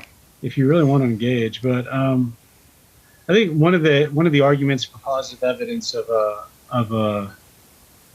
of forged documents is history of the church. Because in history of the church, things have changed quite a bit in the Nauvoo period. There's a quote from Brigham Young that's included in the history of the church where he spent all day revising the history of Joseph Smith. And there's a journal entry. It's in October. I believe it's October 1843, 1842. I don't remember. Where it says that he's walking up the street and he's saying that how to handle people that are teaching plurality of wives, and that it's his position that a man should only have one wife, and that in history of the church, when that got written and published in the 1850s, they changed that where they say you can only have one wife unless he's been commanded to otherwise by revelation and by through me who holds the keys, and that was added. And so they say, well, that's proof of forged documents. Well, you have to understand that there's a difference between writing a history, a secondary source, and changing primary sources. There's a big difference there. That was a pretty common way of telling history and reproducing documents at the time. Joseph Smith himself did so extensively when he started History of the Church. He rewrote things. I mean, he put the 1835 versions of the Revelations in as if those had been how those Revelations had gone since the 1820s from the beginning. Mm-hmm. With no explanation. He completely removed Jesse Gauss, who was the first second council in the first presidency. That's right. It played a major role in the establishments of the United Order. He completely removed him, and reworded everything that originally referred to him to refer to Frederick G. Williams. So he did stuff like and that was actually a fairly common way of doing things, of writing history at the time, documenting history. The history of George Washington that came out about the same time did a very similar thing. So that's people just wanted to create a cohesive narrative. And so that's really what that was. And so I don't see how that discredits the Utah era of Mormonism and doesn't discredit Joseph Smith. I don't, because they both did it. Mm-hmm. And also it doesn't mean that because they did that they actually went and changed the primary documents themselves. I mean, how do you even do that? I mean, I guess you could. I mean, they didn't, because I mean, we have the history of the church. We know what they want the documents to have said to match their thing. And we also have Joseph Smith's journal. They don't match. Mm-hmm. So, I mean, again, it's like, if they're going to go through all this trouble, why even keep the original documents around to show that you were, to show that you had forged things if you're going to go to that effort to do it? So, right. I mean, again, it goes back to they go through so much effort to do all these things, and then anyway, the conspiracy. So I don't really think that's So forged documents. I mean, later documents you can classify them as for what they are, as Utah era documents. But as far as primary source documents being forged, I don't see a case for that. That's another big reason to not. I mean, all these documents have to be fake, and there's not really good evidence that there is. Well, I just want to throw out a challenge to all the polygamy skeptics out there. Get your stuff peer reviewed, and then I'll be more than happy to talk to you. So. Oh well, yeah, and because that, I mean, the fact that it isn't peer reviewed doesn't mean it's true or false. I mean, something doesn't have to be it's on a bandwagon or appeal to authority, but I mean, if you want to at least engage the academic community, that is how you do it. Mm-hmm. And I think if you're of the opinion that objectively that position is reasonable, that is that it's not a religious apologetic, then I think it's a fair expectation that you should be able to, make the case through using academic standards. Mm-hmm. All right. One more thing I wanted to talk about was, there are some people that get very upset when you talk about Joseph Smith practicing polygamy, and will say, you're impugning Joseph Smith's character, and he would never have done something like that, or he couldn't have been a prophet. How would you respond to those kind of accusations? Well, I'll tell a quick story about that. About 3 years ago, I was with the family. We were at the temple lot, and we stopped and we visited the temple lot. And I wish I caught his name, the name of the gentleman who's the guide there. I assume he's an elder or some priest. Was it Randy Sheldon? No, this is after he died. Oh, Randy's dad yeah, I'm trying to remember what his name is, but Randy's still there. Oh, maybe, quite possibly. So anyway, and one of the things I said to him is that I'm really impressed by how your church has had a commitment to tell the truth about our history, regardless of damaging. Now, you remember the Temple Lot Church is about as anti-polygamy as they come. And that's right. In the Mormon world, they absolutely, and they are, in terms of primitivism, of not having newer revelation that contradicts older revelation. They are, they do that more than anybody. They reject a lot of Joseph Smith's revelations. They reject the 3 degrees of glory because they say that it contradicts the Book of Mormon. They reject offices that aren't in the Bible or the Book of Mormon. So, and they reject polygamy as being a true document, but they've always maintained that Joseph did it. And so I mentioned that to him and said, I'm really impressed that your church, and always has, been committed to tell the truth no matter what. And he said, absolutely. He said, our job is not to be here to defend Joseph Smith. The gospel is the gospel of Jesus Christ, and the gospel of Jesus Christ is the gospel of truth. And so I would add to that, you're not slandering Joseph Smith by telling the truth about what he did. If it's something he did, it's not slander. If it's true, it's not slander. That's the definition of slander is things that are not true. And so I can understand, I fully understand that there are people that look not only at polygamy, but the circumstances about how it was introduced and how Joseph went about it, that can look at that and say, wow, that shows that he's not an honest person. We can't trust anything he says. I can understand that. I don't feel that way. But I can see how people would, and and I understand that. But because something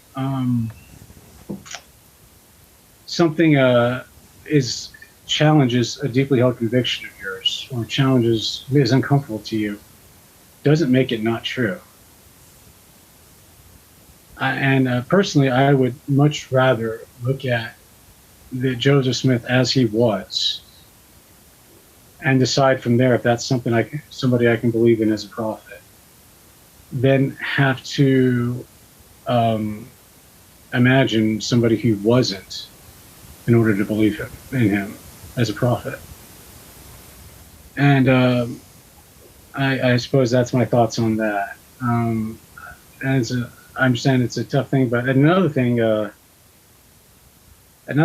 don't think him being a prophet, if we're looking at this as polygamy being a crime, something that discredits him and impugns his character, I don't necessarily think it does, but if we're going with that, I don't think he's entitled to any more benefit of the doubt than any other person would be.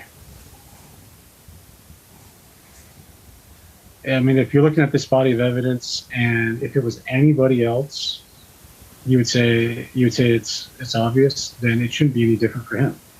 Mm-hmm. If it's something he did, then that's what he did. If the evidence shows that's what he did, then that's what he did. I mean, I would love it if I would love it if it was really the Indians who massacred the settlers in the Mountain Meadows massacre, and it wasn't the Mormons. Those 4 people still would have been killed, but at least it wouldn't be my people that did it. Right. But that's not what happened. And I'd much rather look at the reality and come to terms with that. Truth comes before reconciliation. Mm-hmm. I'd rather find the truth, accept the truth, and then decide where I go from there than try to argue that that's not what happened. So those are my thoughts on that. All right. Well, is there anything we missed? Is there anything that polygamy skeptics bring up and that kind of blindside people who aren't Well, familiar? a lot of things that brought this up, and I guess real quick on this, it's the supposed admissions that Brigham Young made, that he actually is the one that had the revelation on polygamy. Okay. Now, let's go. One of them, this is one people point to. It's an 1875 conference where he said, when he was in England, the Lord manifested to me visions in the spirit that I did not then understand. I never opened my mouth to any person concerning them until I came to Nauvoo. Joseph had never mentioned this. There had never been a thought of it in the church that I ever knew anything about at the time. But I had this for myself, and I kept it for myself. And he's talking about polygamy. So he's saying that he had this revelation in independent of Joseph Smith, that polygamy was a true principle while he was still in England. And so I think that's an admission. But even then, maybe Brigham Young did, maybe he didn't. Personal revelation is a thing in Mormonism. It's having revelation about something that's going to happen in the church is a common thing. That same speech of Brigham Young's, he goes on at length about baptism for the dead being something that he had revelations about before Joseph did, and that was something Joseph implemented while the apostles were in England. And there's actually contemporary evidence that in England they had that thought. The apostles in England had thought about baptism for the dead before they heard that Joseph was doing it. So so I don't think it does. He says that he didn't do anything about it. It wasn't until he came home and Joseph explained it to him that he understood what it was that was about. So, I mean, maybe he did. I mean, that's a common thing. Lucy Mack Smith writes about that sort of thing all the time in her book, about how one of them, or how Joseph Smith Sr. had this revelation that later was something that showed up in the Book of Mormon or things of that nature. I mean, it happens. I don't think that's an admission. The other one is I'll find it, is a quote from Schuyler Colfax, who was a congressman at the time, and he later became the vice president of the United States. And he visited Brigham Young in 1865, and they had a conversation. And Schuyler, he wrote about it. He suggested that Brigham Young abolish polygamy, and he says he pointed to it. And then Brigham Young said he'd be glad if he could have a revelation suspending polygamy. It had been a great trial for him to submit to it, that the revelations of the Doctrine and Covenants declared for monogamy, but that polygamy was a later revelation commanded by God to him and a few others, that permitted and advised the rest of the church.